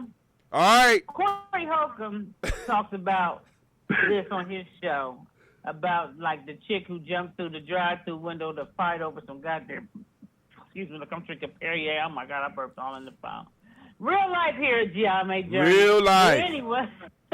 But anyway, yeah, he talked about what he called an ain't shit bitch. She ain't shit bitch. Come on with it. And that was some ain't shit bitch behavior. Listen. Over a cookie. I want my cookie. I don't give a fuck if it was a white chocolate macadamia nut cookie, which is my favorite. That's a nasty I ain't going to lay it down. All of us will justify depending on, just because, see, the only reason you're not agreeing with her was because it's not a white macadamia nut cookie.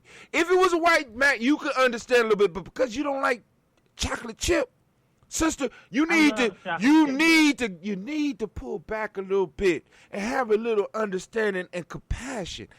The sister wanted her chocolate chip cookie. No, that's ain't shit bitch. And she the same motherfucker that will when she get mad at you or me and she see us in public, she'll act like that too. She'll act just like that again. Oh, she ain't like jumping at me. Come up to me. Yeah. I had somebody come up to my car, and I did not have my gun on me because my license needs to be renewed. And I tried to talk to her because my new motto is, "What would Malcolm do?" That's my motto. So if I get hit with confrontation, I ask myself, "What would Malcolm do?"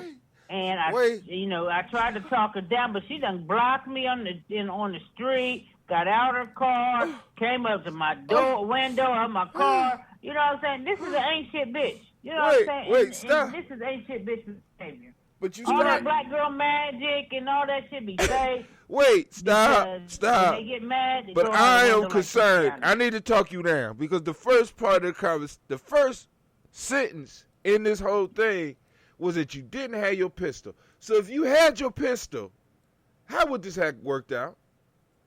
You already know because she would have been coming up on me and legally, you know what I'm saying? And I hope that, and before that happened, I didn't have my "What Would Malcolm Do" motto. I just started applying that. So, Oh, my God. See, I can't deal with black women. Y'all too violent. No, that would have been her threat because she coming up on me, and I tried to scare her, like, "Go on, woman," and move the car towards her like I was going to hit the bitch just to try to get her to get back in her car. She like, "Hit me, bitch. Hit me, bitch." I'm like, oh, my God, really? You going to run up on me like this? You don't know what I got in my car. And I just don't, because of the COVID, I've been having some problems getting my renewal on my CCW. So I didn't have it in the car. Wait. Now, let me help you out with that. Now, hold on. I got the Bigfoot lawyer on the line because they've been listening. I already talked to her. I already been down there to get the stuff. I just need to get a police but report. there's no you only need a license for a concealed weapon. If it's not concealed. Well, if it's in my car, it's going to be concealed. Okay, all right. But somebody else called in. Who this on the line? Joe Berry. What's up, Joe Berry? How you doing? All right, just listening to y'all acting a fool. Hey, hold on. Wait. What do you think is behind that type of a behavior, whether it be some black sister jumping through the drive-thru over a cookie or somebody running up on you because they felt like you turned in front of them or cut them off? What is behind that? I know we stressed out in life and everything, and we got a lot to go through as a people. Very stressed. But I think we start giving each other. What do you want to say? We don't want to hold each other accountable sometimes, though. Right. I drive on the road, and where I see it, and most of these younger people, they always in a rush to go somewhere or to go nowhere, and they get road rage real quick. I just laugh at them. Like if somebody comes towards my car, I'm sorry, Navita, y'all gonna be bailing me out of jail. Because somebody comes up at my car, I'm popping them with concealed papers or not. I don't care. I ain't gonna pop them to kill them. That was her lucky day because I did not have my gun that day. But I would have, typically, as Hatim knows, I typically carry a gun all the time. And I didn't have it that day. Hatim doesn't. Hold on. Handicap side of the game. Hold on. I just got a call from the Bigfoot lawyer. Hold on. He told me to denounce the fact that I know that Navita always. I don't know that shit. Bigfoot lawyer is telling me that I don't know she care. I just know she has a gun. I don't know that she carry that shit all the time. All right, thank you. All right, but go ahead. Okay, great. Well, we need our sisters and brothers and everybody else. Like I was watching Judge Toler on the show the other day, and she talked about how many black folks she has incarcerated over split decision things that they've done like that, where she was put in a position to have to put them in jail because of the law. And they put themselves in decisions, like you said, over some road rage type situation. Over some bullshit. Or something like that. Over some bullshit. Right. And I think we got to stop doing that. We got to stop. I'm trying to work with grown motherfuckers no more. But I think part of the issue is that, first off, we, and it's just not, like I said, this is why I keep saying tribe up. Because you need somebody that you could call about some shit like that, when something so that you could get balanced out. And also, we need to have groups where we actually talk about, or people we could trust that we could talk about what we're going through with, because everybody don't have that. everybody can't get on a place like Gye-Nyame Journey like we doing right now and joke. I'm sitting up here joking about the motherfucking Bigfoot, and we still able to have serious talk and shit like that. But a lot of people don't have that. They don't have that. Who will? I ain't gonna shoot them. I ain't gonna shoot them to kill them. I'm gonna hurt them real bad. You know, kneecap, big toes, big toes. I'm scary, motherfucker. I don't want you coming back. Joe, you so nice. You just gonna hurt them real bad. You might. Yeah, that's what I want. I go to jail for assault and not murder. See, I have a chance to get out for assault, but you ain't got a chance to get out for murder. Oh yeah, you do. You can get. I know too many people who out on murder charges. You can get 7 to 10 on a murder charge. Yeah, but you gotta go. Wait, stop. Hold on, stop. Navita, we hang too tight for your ass. Wait, stop. Navita. What? I'm in school for this shit now anyway, so you already know. We hang too tight for your ass to just be coming up, and I'm kind of scared now, cause nigga, you just giving motherfuckers the game, and then on top of that, you know too many motherfuckers. Let me just go ahead. I'm listening. You can. I mean, I know people that in my family that have killed people in this 7 years. You ain't even got to do 7. If you run Bigfoot over with a car, we ain't talking about Bigfoot. We talking about other people. They gonna put you in. Them too. If you run them over with a car, you can be home in 18 months. I ain't want to do that. Assault, you can be home in 3. 3 months? Well, not if you do a vehicular one, because my friend just got out of jail 2 years ago on that. On assault? Wait, Navita, Navita. Okay.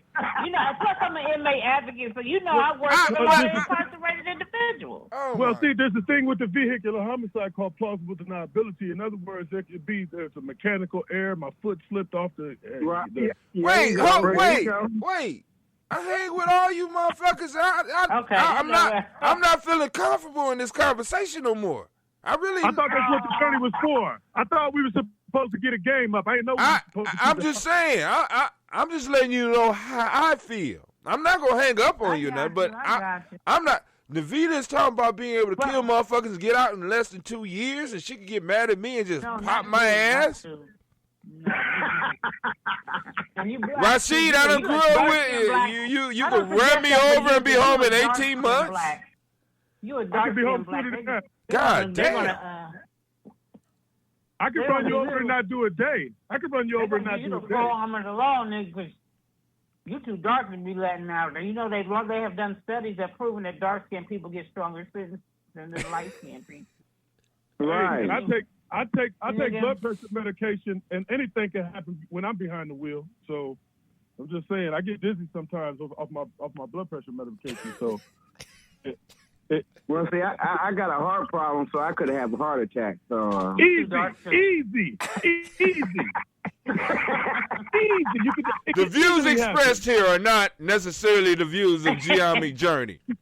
You motherfuckers are about to get. I'm glad we only on we don't want you to do nothing, Hot Tim. I ain't doing shit. Who? You too dark to go to jail. They gonna give you a life sentence, nigga. Yeah, he's as dark as one, ain't he? I don't go to jail. That ain't gonna get us. Everybody send that darky away. He capable of melanating a whole bunch of them. I don't even like visiting motherfuckers in jail. I'm just being honest. Right, I feel you. You know what I'm saying? All that shit, all the doors and shit. I be like, man, god damn, no. Now I used to work for this company called Santa Glaze. And we had to go up to the Mansfield prison and reglaze all their bathrooms. These fools will keep our ID and run a check on us. Wow. Every time we go in there, I said, man, didn't you run a check yesterday? I ain't do nothing yesterday that I did today. Mansfield, I used to go up there and do some, Baba Carter and Brother Ed and Brother Dave used to go up there and do little programs for the brothers up at Mansfield Penitentiary. Okay, and one thing I noticed, they're very young now, and with digit sentences. Yeah, everybody got a manslaughter story. I guess I might as well tell mine. Oh God. Go ahead. I was actually incarcerated in manslaughter. No, yeah. Hey, we keep it in here. We keep it in 100, right? We keep it in real, right? Right. Okay.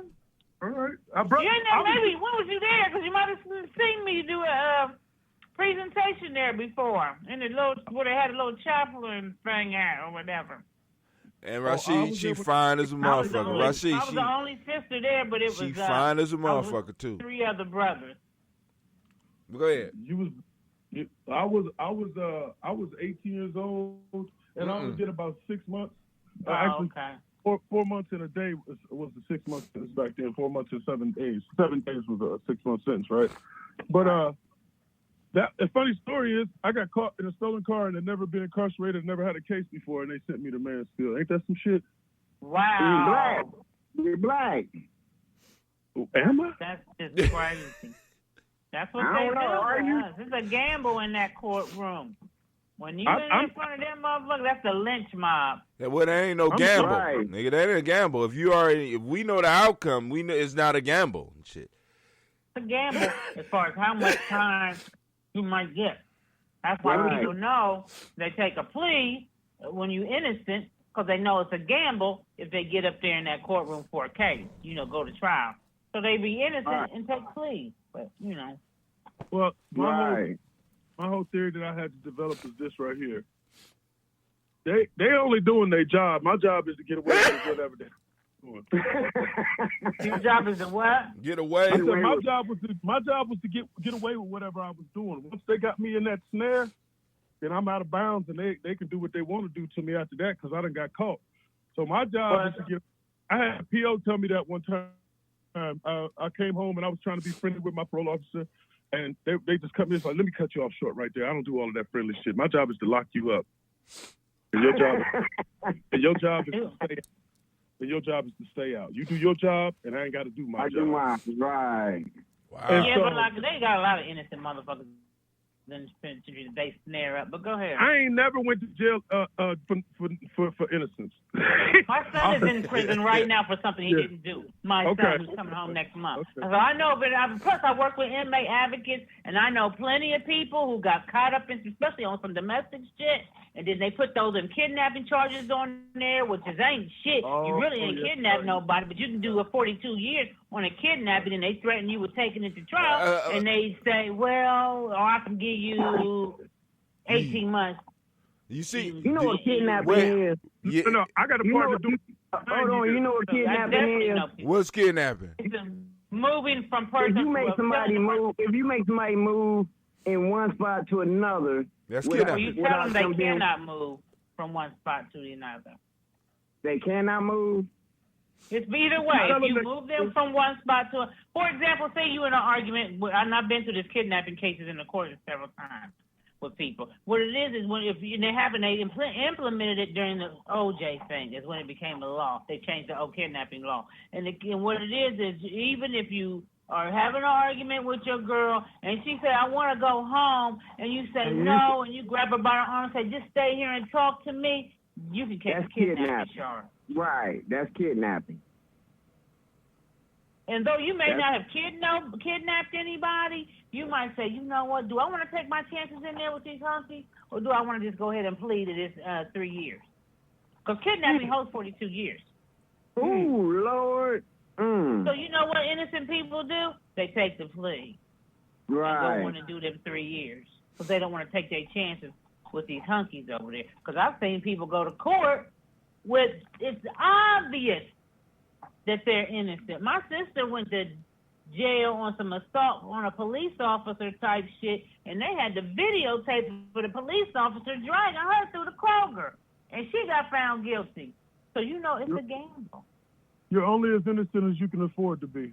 Damn. There you go. That was dope. Right. That's the quote. You're right. That's going to go in our book. Keep up with your quotes, because we're going to have a book, and I'm going to have different people with that's going to be your quote. You know, in school, I just got a ding on my paper because they asked me that question in class, is the criminal justice system fair? to people who are not, financially whatever, have money. No. And I put no, and I got that wrong on my test. That's what you get. That's what you get. What I always say, you guilty until proven innocent. That's exactly what it is. Look at this. Or as Rashid said, you're guilty until you can afford your innocence. And that too. Listen, there you go. That too. If you can afford your innocence, you're gonna be innocent anyway, because they're gonna say, well, he just paid his way out. Right. We're gonna just, use a tax. And that's only to a certain degree, because you could ask Bill Cosby about that shit.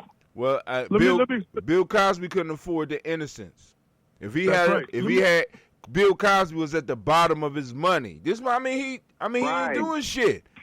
That's why they couldn't get his ass. I mean, if they was gonna, let me put it this way, they got him at the exact right time, cause he had money, but he ain't had that type of money. You know what I'm saying? Right. White girl crying money. White girl's tears is about $10 million per tear. But go ahead. He wanted to buy CNN and make it all black, so that was another way to stop it. And they said, you know what, this fool gonna buy this big old news company. Let's find something to lock his ass up. I don't. But go ahead. But let Rashid go. But I don't agree with that. But go ahead. Sister Navita, you said that the justice system is bad for folks who ain't got no money. Let me expound on that. Life is bad for folks who ain't got no money. Let me explain to you what I'm talking about. When you ain't got no money, you can't buy organic. You got to buy GMO. When you ain't got no money, goddamn right. When you ain't got no money, you got to buy white sugar and white flour. You can't buy that monk fruit sugar I ain't rich though, but I do buy monk fruit sugar. But that's high as hell. You don't get to eat couscous when you ain't got no money. You got to eat white rice. Okay, so right. So that's pretty much what it is. It ain't just the justice system that's bad on you. You trimming years off your life just by being poor. Ashe. Goddamn right. I'm trying to. All right, thank you, Rashid, for depressing me and shit. I'm gonna go try and I'm gonna go put some couscous on layaway right now. Did he just say cuckoo? That boy, not cuckoos.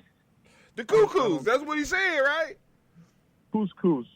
Oh, okay. I'm gonna put that on in layaway too. There's couscous and I didn't even know what couscous was until I met you. So you act like you don't know. He just don't know how to pronounce it. I said, I'm the only person I know with a degree and can't pronounce half of the words in the English. I told you, multiple choice. People don't believe me. I made it through college on multiple choice. Once I figured out they had multiple choice questions, I know. Like, for example, most of the time, the answer is not D. So that only leaves three other... Woo, shit. I hate you right now. We talking about a college grad here.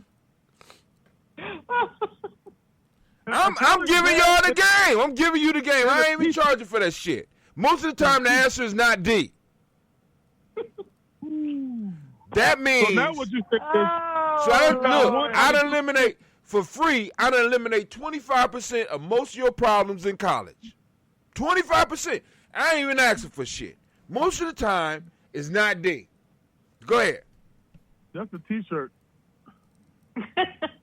We're going to put that in that quote. Yeah, most of the time, it's not D. 25% of the time, you got shit. I mean, I done just relieved you. I done gave you at least an F in college. If you just... So as long as you got an F, you could do the class over again. No. What I'm saying is, look, I'm starting you off because in college you start off with a 0. They ain't grading you and doing like they do now. Right. I'm not making you feel. You got. I at least got you up to an F. You got to at least have 25. I mean, I got you at 25%. So now you can stumble on another 35% yourself. Most of the multiple choice questions, the answer is not D. I knew that. You better be giving up game Because they can listen to this podcast and start turning the right answer into D, and then we'll all be fucked over. Well, I mean, but by that time, the next Hot 10 will be here to tell you. See, because these motherfuckers are so predictable. It's right, because they're going to make one of the, they have to have the bottom. That's why white supremacy is so, let me put it this way. They need a bottom. So they can't randomly just pick shit. I gotta click over. Go ahead. They need a bottom. So D was the bottom when I was coming to school. What is white supremacy? Is you talking about like this whole mystical idea that there's somebody controlling? No. White privilege and black oppression? Is that what you're saying? No, I'm beyond the somebody. I'm to the point where there has been a system established to make sure that white children stay on top. And I'm not mad, because if I was on top, I would make sure that my kids would stay on top as well. It's a system. That's what you're supposed to do. So you can't be mad at white people for doing that shit. But you could be mad at white people for doing that shit and trying to lie and say this is universal and how it works. No, it's not, motherfucker. You know what I'm saying? The fact of the matter is, white supremacy is not about an individual or even a group controlling. It's about setting up a system where those that are like you and that come from you stay on top. Those who make the laws are those, how can I put it? The laws are made by those that benefit from the laws. So every law, go ahead. That's not all white. Listen, that's not all white people. I'm gonna break that down for you. Hold on, time out. I know you might be sitting up there with a white girl right now and trying to. Oh, that was low cut, man. That was low. That ain't low. That ain't low. It's the truth. No, I'm just joking. But anyway, the point that I'm making is this. The point that I'm trying to make is very simple. It's this. It's not. We're talking. Hear you in the background. They heard you. We heard.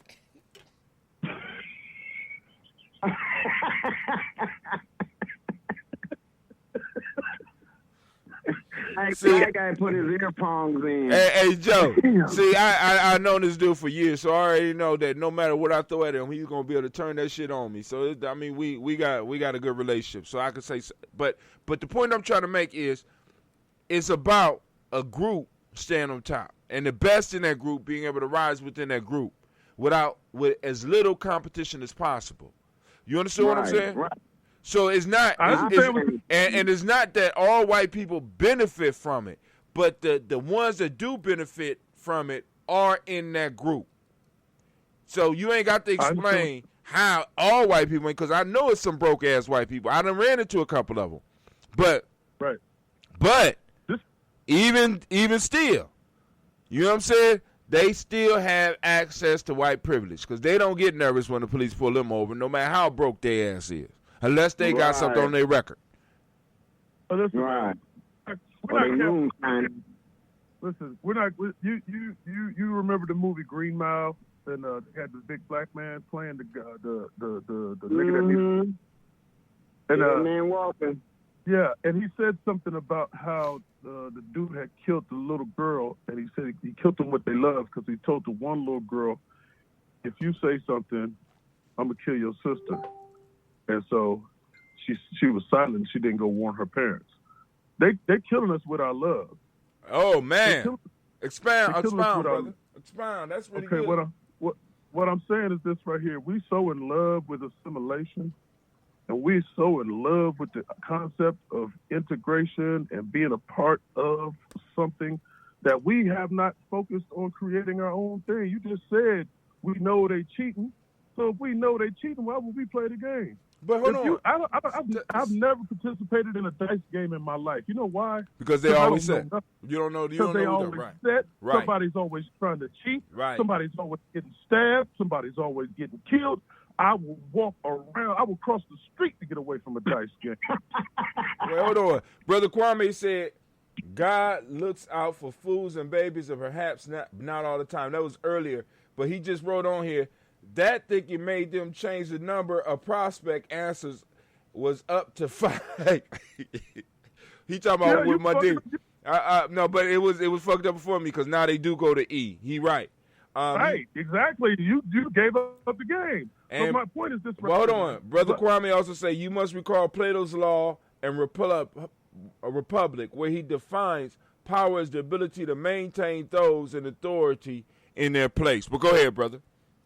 Exactly. So I'm glad he added that part, because I've lived long enough to me and you, all of us have lived long enough to see. See, there you go. You know too much. I'm gonna have to come down to Cat and deal with you, because once again, I ain't give you permission to tell motherfuckers how long I've been on this planet. People on this show thought I was 20 years old. I've been on this planet. I'm gonna tell you how long I've been on this planet. Today is my birthday, and I'm 58 years old. Congratulations. Congratulations. So let's give him a round of applause. Another rotation. You just saved Brother Rashid, because I was going down there. Give you a round of applause.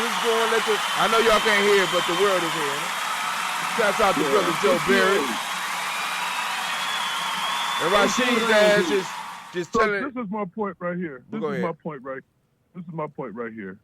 They kill us with our love. Oh, that's deep. We are such a compassionate. We are such a deep rooted in our Creator's purpose within us people. See, the further you are from who created you, the closer you are to an animal. Okay, so they take advantage of our love. The Indians, they couldn't do the Indians like that. The Indians went comatose on their ass. If the slaves had just started dying on the boat on purpose, maybe they wouldn't have kept coming back. Like, man, that's bad cargo. But we're resilient. We learn to talk to people from different tribes. We're so damn resilient. They take advantage of it. If white folks didn't love us, they would have sold Marcus better boats. They would have sold Brother Marcus better boats. If white folks didn't love us, wait, stop.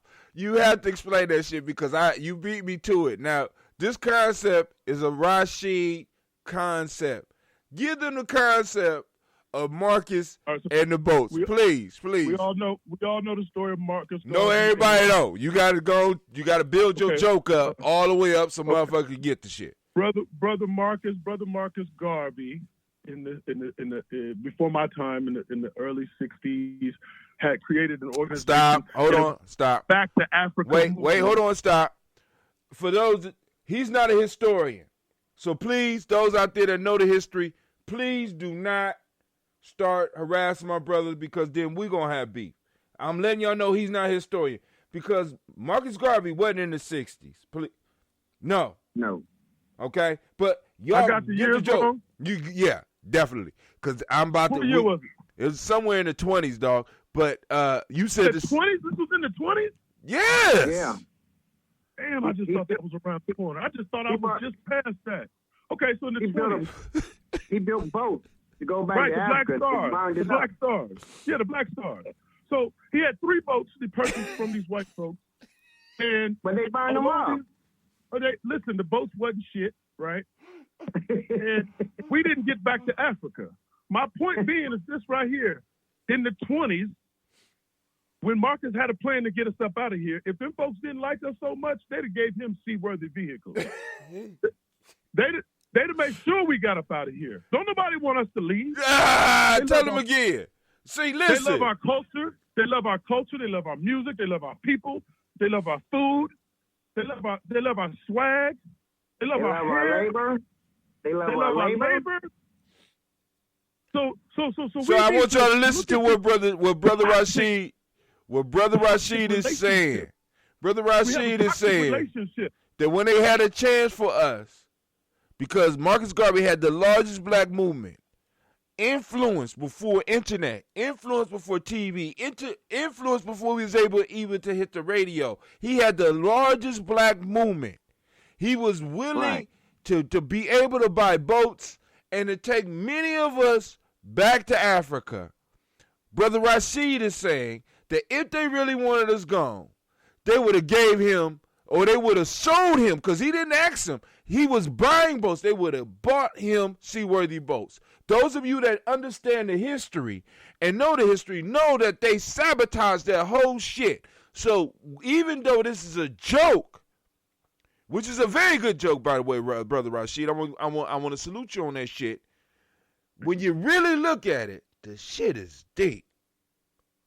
Oh yeah, because they know they couldn't move forward without us, man. Look what everything we invented. Practically almost everything. But I challenge both of y'all on this. I'm gonna say this: it's not what we invented that provides them with wealth. It's our suffering that provides them with wealth and satisfaction. That's true. Let me ask a question. I'm in Ohio. You in Ohio? I think the sister in Ohio. I don't know where the brother's at. But do you know Columbus too? The word Ohio itself is indigenous. Is Cuyahoga, Chillicothe, Wyandotte. Ohio itself is the waterways. Everything is from the indigenous peoples of this land that they like to call the Indians. Am I correct? Right. Correct. Somebody please tell me the last time they seen a goddamn Indian.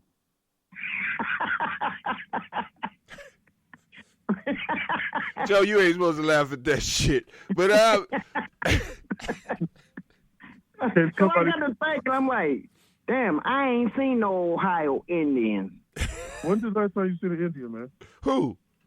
Where the fuck they go? Yeah, where the fuck they go?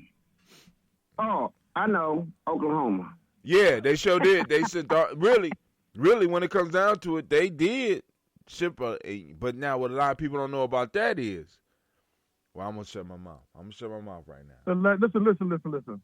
I think them people just disappeared, man. I think they disappeared into society.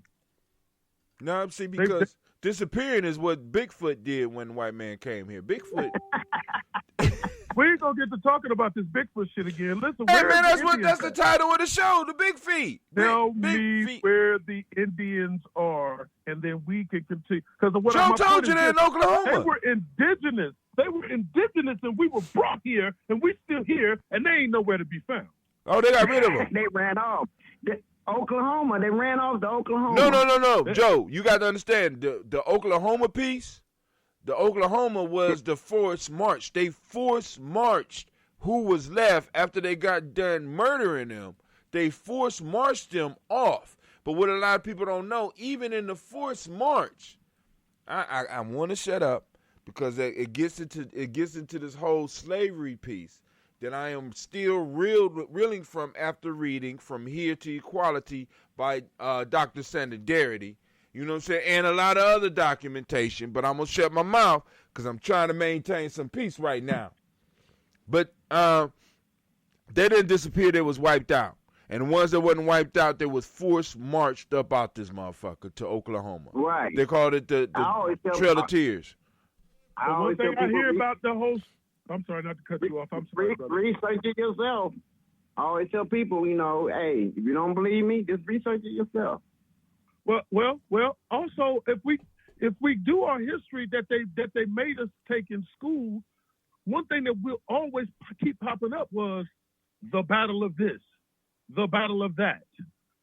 Them Indians was fighting. They was getting killed and slaughtered, but they was fighting. Time out. They wasn't all getting killed. I mean, let's put it this way. Yeah, they got their ass kicked, but they was also doing some ass kicking. But that's true. Yeah. But they were. But one thing that the natives, the one thing that that too. But the one thing that the Native Americans didn't have was a pipeline of individuals coming in to reform their ranks. So what was here for them was who was here. So you got to make your babies, you got to do all that stuff right here. While Europe, as they was expanding, they was opening up the borders and bringing in people from other countries as well as those that were snatched up, bringing them in. Now, getting back to your point about go ahead. It was biological warfare. No, I mean, ain't no or. It's the same. I mean, war is war. I mean, we can go on and throw all that little fancy different. No, war is war. My goal is to kill you, motherfucker, whether I kill you by poisoning your well or your food or spraying something in the air or helping you catch these goddamn bullets. War is war. So question then. So if we call it a war and war is war, and we can't find no Indians, we would just assume that they lost that war. And since we still here, are we assuming that we won the war? That's a good question. Don't I'm on the phone. Like I got an answer. Hold on. Silence. All right, come on with it. Break it down and let it forever be broken. All right, I missed the question, but go ahead. But I just heard some like I just gave up because he asked a good question. Come on. The question was if it's a war like you said. Well. And they were fighting back, and some of them lost, and we can't find no more of them. We can't find no more of them. Would it be correct in assuming that they lost the war, and it would be also correct based on that premise that since we still here, that we won the war? All right, my dear brother Rashid, loving, kind brother Rashid. Just because we still here does not mean that you won the war. We still at war. Or we are the booty of war. Booty? Yeah, you two booty niggas out there. Yeah, that's what booty is, nigga. You the booty of war. You the booty. We the booty. The ass end of it. We the ass.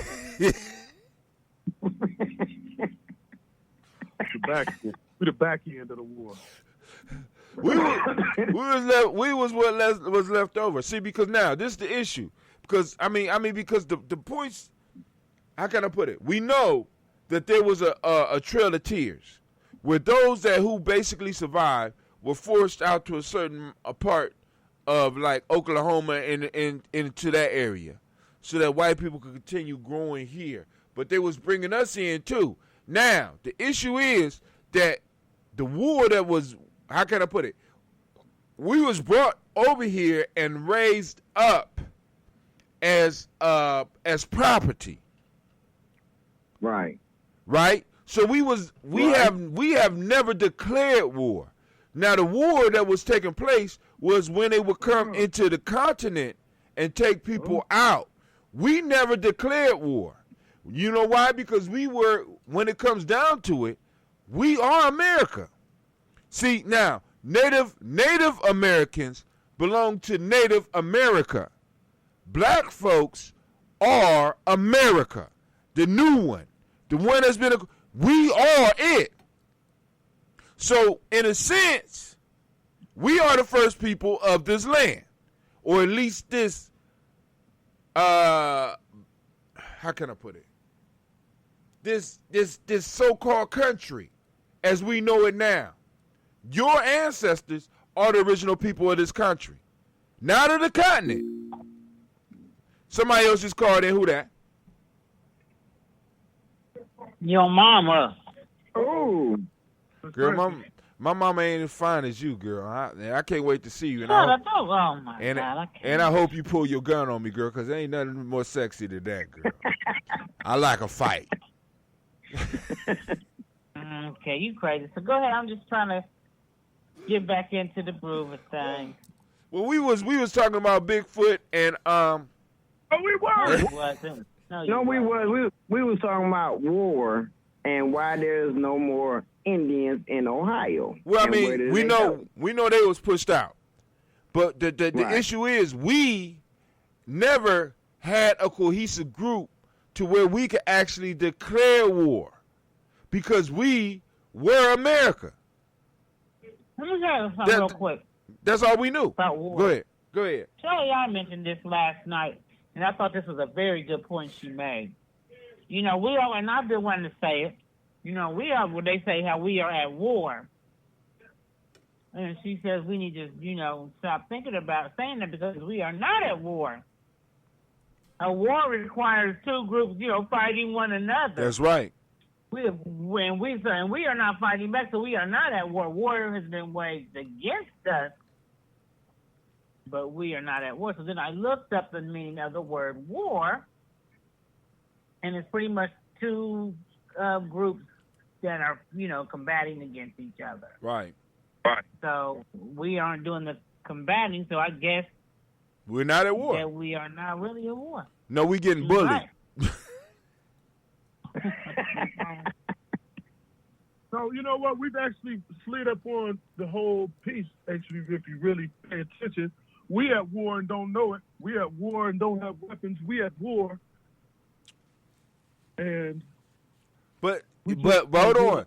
Part of what We're she not said. Fighting back. No, it ain't even. No, it's not even fighting back. It's you already defined it. It's two separate groups that are going to war. We have never defined ourselves as a separate group. No. Oh, we're Americans. We're Americans. We're Americans. We are America. When you talk about Africa, when you talk about America, Americans can go to war with Americans. Y'all sound crazy. No. Americans, hold on. Americans. That was the Civil War. No, the Civil War was not Americans fighting Americans. The Civil War was the North fighting the Confederates. They both defined. No, but they both defined their groups. No, but hold on, time out. Listen, Navita. I know you get excited. Let me read the. Go ahead, read the definition. Okay, go ahead. What I'm saying is the Confederate broke off from the Union. The Union was America. The Confederates was trying to be something else. Okay. I see what you're saying. Okay, so hold on. Let me read the definition, and you decide if we, as black people, are we at war or are we just being bullied, or how Tim put it. Okay, so war is a state of armed conflict between different nations or states or different groups within a nation or a state. So, I think we're getting bullied. War, or are we just being bullied? I say we at war, but we just don't want to fight back.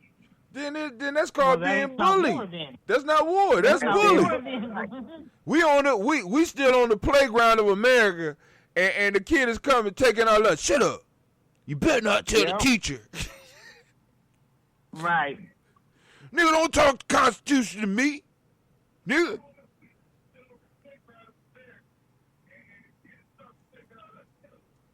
Can you hear that? I'm sorry. Yeah, I can hear it. I like hearing myself, girl. I like it. But all right, back. Definitely. But when we getting back to the Bigfoot, because I think the Bigfoot is more important than all that.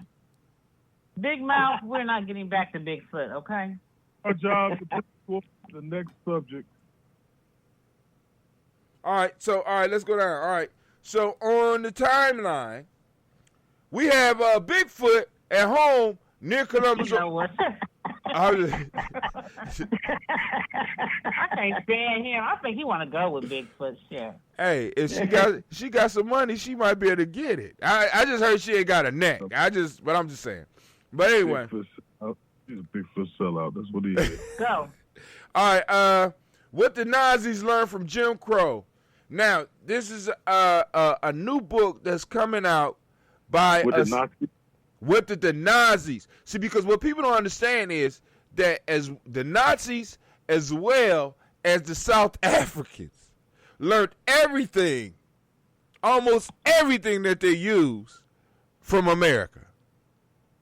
Ooh. Anybody, I mean, and like I said, I want y'all to think about this shit.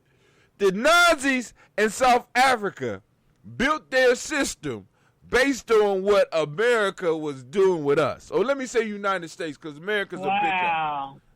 Y'all had to know that. Y'all had to know that. Oh, yeah, but I was looking for some. Go ahead. All right. The sister's name, she wrote a book, Warmth from Other Suns. Her name is Isabel Wilkerson. She did an excellent job on Warmth of Other Suns, where she talked about the Great Migration. Her latest book is called Caste, The Origins of Our Discontent.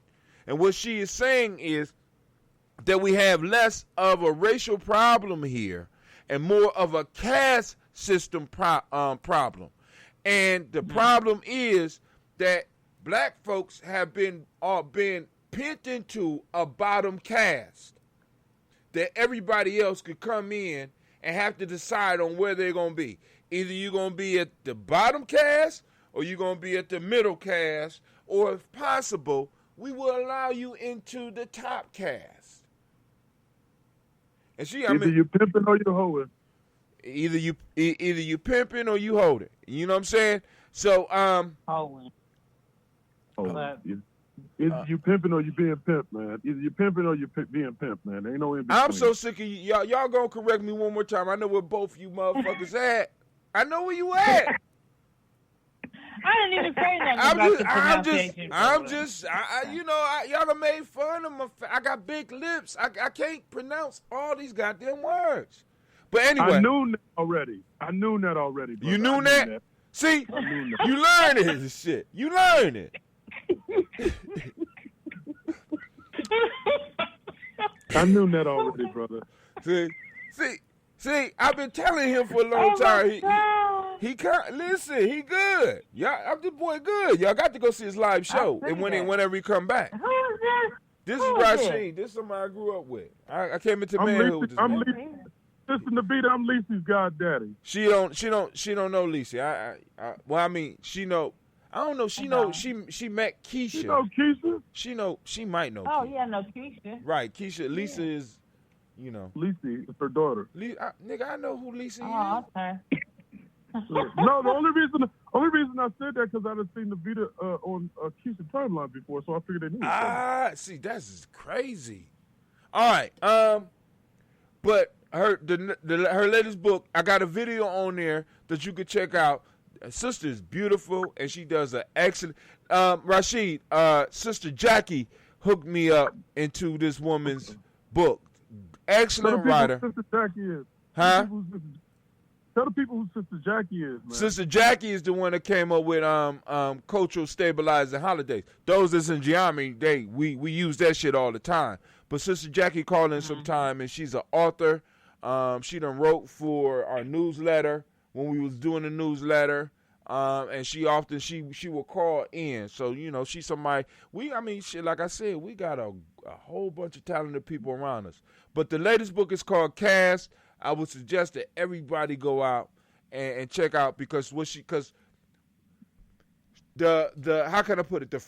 I ain't gonna even say the framework, but she starts the book off, from what I'm understanding, with a speech from Martin Luther King. Martin Luther King went to India and he visited the one of the untouchable schools, because in India they have a distinct caste system. That's what they're famous for. And he went to one of their high schools to speak to some of their students, and the headmaster of the school got up and introduced Martin Luther King as a fellow untouchable. And Martin Luther King said that he was feeling a certain type of way that this motherfucker introduced him as an untouchable, but when he started reflecting on his experiences as an American, he understood what it meant. You know what I'm saying? And so she built her book from this. And if you read her book, Warn from Other Sons, she writes in this, how can I put it? She writes in a factual story form, which is comparable to those people that might have read Malcolm Gladwell. You know what I'm saying?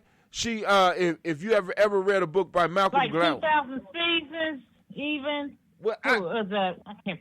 Okay, no. No. Go ahead. Describe because I forget, because it's fictional, but it has facts. It's factual at the same time. Yes. Right. The story itself, right, is fiction, but the actions and things that took place actually are things that have occurred. Right. Now, in history. But the difference with her is that it's like actual shit in history, but she's building a story, so you don't get just caught in the facts and the numbers. You get caught in the story of the people that she's writing about. So, yeah. That's what 2,000 Seasons does, yeah. Like 2,000 Seasons. That's an excellent, see, Sister Navita, you the bomb. What's the brother's name again? It's a sister, ain't it? Her name is Isabel Wilkerson. No, who wrote 2,000 Seasons? You remember? I don't know how to pronounce it. Kwame is on here. Kwame, who wrote it? But hold on, Kwame got some arguments. He ain't calling in. But he says Jefferson Davis was president of Confederacy and Lincoln was president of the rest. Kwame is saying false. War is waged on us at every level: economics, education, entertainment, labor, law, religion. We said war was waged on us. We didn't say that, but you know, I came in and said no, we being bullied. But Kwame said that's what that's what Shelley said. We're not at war, but war has been waged on us. But to say we are at war, we have not fought back. So that's what makes us not at war. We are. Yeah, that's pretty much what Shelley I was saying. I agree with her. Hold on. The author is Ayi Kwe Arma. Arma. All right, but go ahead, Rashid. Have you ever been in a fight with somebody that you knew you could beat? That's every fight I've been in, dog. Okay, so let me ask you a question. Because I was a little dude, right, in school. All my life I was a little dude, right? I didn't hit a growth spurt till I turned like 18, like right before I met y'all, right? So let me explain something to you. Let me explain something to you. I learned early in the game because I wasn't gonna bite my tongue, and I didn't really pay no attention to how big I was. I learned early on that sneaking a motherfucker wasn't cheating. I learned early on that picking something up and busting a motherfucker in their head wasn't cheating. So, if you saying we at war, these motherfuckers is sneaking on us and busting us in the goddamn head. Right. They sneaking us and busting us in our goddamn head, and they ain't paying. They have waged war against us for sure. Ain't no rules to this shit, man. Ain't never been. But now let me say this to you. Got a question for you. If war is being waged against us, these motherfuckers is horrible at it. What do you mean? What you mean? The purpose? Because wait, time out. What the purpose? They're winning. What? They're winning. Stop. The purpose is not to kill you. What's the purpose? But the purpose is to control. It's control. The purpose is control. Well, I guess. And they controlling everything. Okay. So the question is, if they ain't trying to kill us, are you right? So now, but this is the question: what you gonna do about it? We gotta have the numbers, strengthen the numbers when it comes to war. Navita, let me say war, you can't just go. I'm gonna go to war. But me and everybody in Gye-Nyame, we're gonna go fight against these people, and we're gonna lose. But we gotta be strategic. At least start some planning processes. Navita, we're doing. Navita, that's what we do, baby. That's what we do. Just the point. Yeah. A war, like a military, is never the masses of the people. The military is always a fraction of the people. We don't need everybody. You gotta get the right people. I don't even need the right people. Nomo told me a long time ago. Nomo told me a long time ago. You got certain people in the military that they call cannon fodder. You already know they gonna die any goddamn way. I just need that couple of that crew that's with me. That once cannon fodder is out the way and we done wore the enemy down a little bit, then when it come time to get up in there and do some killing or whatever we doing, we can handle our motherfucking business. We don't need everybody. How the hell we gonna recruit? And you on live media telling some people that they coming in just to be killed. Well, I'm gonna be honest with you. The same way that they go. Think about it. That ain't stop nobody from going to Marines. Everybody know that Marines die. That's what they do. And you know what they do to Marines? What? They brainwash them. No. Before you go into them, now you get brainwashed once you get up in there. But when you go up in there, you already know that Marines are going to die. Anybody that's going to run up a beach with no cover, you're going to die.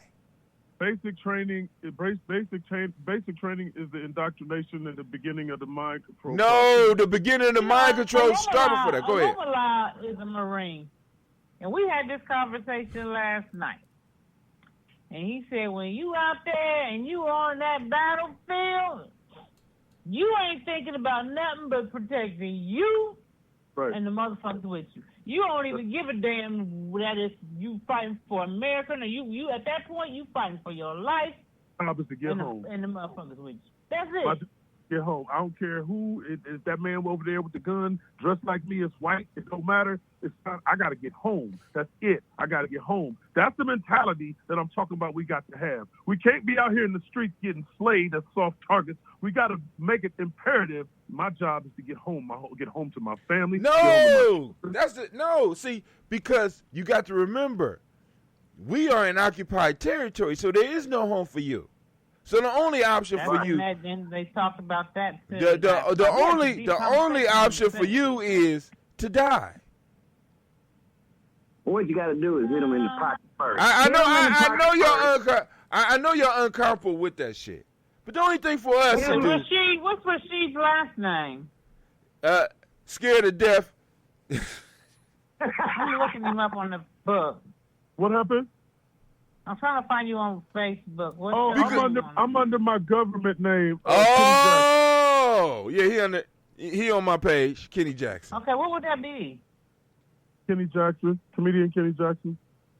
Oh, I know you. And you know me. I know you do. Yeah, because you used to go over to Jay's place because he was doing comedy over Jay's place. Yeah, we're already friends on Facebook. That's people. Yeah. I said, I know you. Okay. From the comedian side. Yeah, you funny as hell. Yeah. I'm a comedic writer on the side. Hey. You hook up on your own goddamn time. This is my time right now. Now I'm jealous. Rashid, you gotta go. I thought this was the whole you gotta go. You gotta go, nigga. Right. Oh, hold on. You know what I do gotta do? Bigfoot is in my damn garden. I gotta go. Yep. Have you been reading your comments, Tim, on the page? Yeah. They had. I thought I seen something. Yeah, Kwame been writing. I am the smallest of my brothers and sisters, but my older brother learned very early. I waited for a moment, and I would blitzkrieg that ass. He talking about because when Rashid was talking about you was small. Rashid, you ain't really have to go, dog. I was just fucking with you. They had cover. Black people were sent before them as their cover. Cannon fodder. It's called cannon fodder. Niggas called cannon fodder. But yo, family, we've been on here solid. How long we been on here? We've been on here 2 hours and 57 minutes.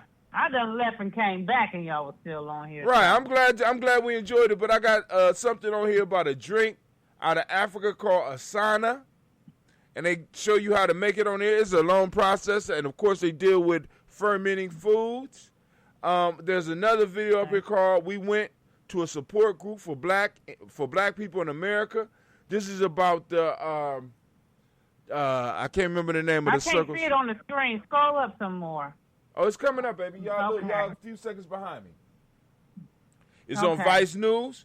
We went to a support group for Black people, emotional emancipation circles. You know what I'm saying? And we need to go on and start setting up stuff like that so that we can kind of discuss some of this stuff and start getting some of this stuff off our chest. A Chronicle of Racism in America, The Color of Conversation. This was an excellent little piece by Jeffrey Robinson, where he gave me so much ammunition, so when I start arguing with these people about reparations, it's just ridiculous. So y'all go and check that out. It's a bunch. I'm gonna have to check that out. Oh man, real good. And that's all for today, family. I want to thank y'all. I gotta go get me some clothes for work because I just found out I threw away a bunch of shit when I moved that I wasn't supposed to throw away. You know. But I want to thank y'all. I love each and every last one of y'all. I thank y'all for your time. Thank you, Tim, for your time. No problem. And being the greatest host you are. But what I need is... Don't forget to text me your numbers so when you come back from the store, I can come get my abrasive. Yes, sir. And also,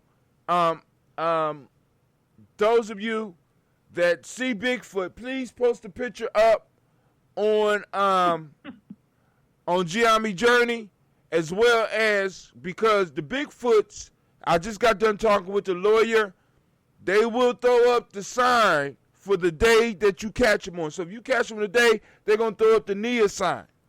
So anybody that sees a Bigfoot and you know, just keep your distance, but take a picture. His name is Daryl. Well, if you see Daryl, take a picture and post it up on our page. Oh my God, I can't with y'all today. Keep your dogs at a safe distance. Oh. Dogs and cats. Yeah, see that commercial. Is his name Daryl on the commercial? The insurance commercial. He said, "What's that woman's name?" He said, "People got other things to do." Bigfoot. He said, "What you call me?" He said, "Bigfoot." He said, "My name is Daryl."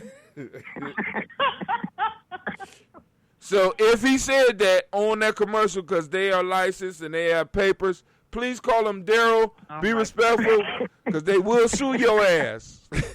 And ain't nothing worse than going to court against a Bigfoot. Trust me. Trust me. Yeah. All right, well, I'm out. Peace. Me too. Peace, fam. Y'all have a great day. I will text you. Okay, thanks. Peace. Peace.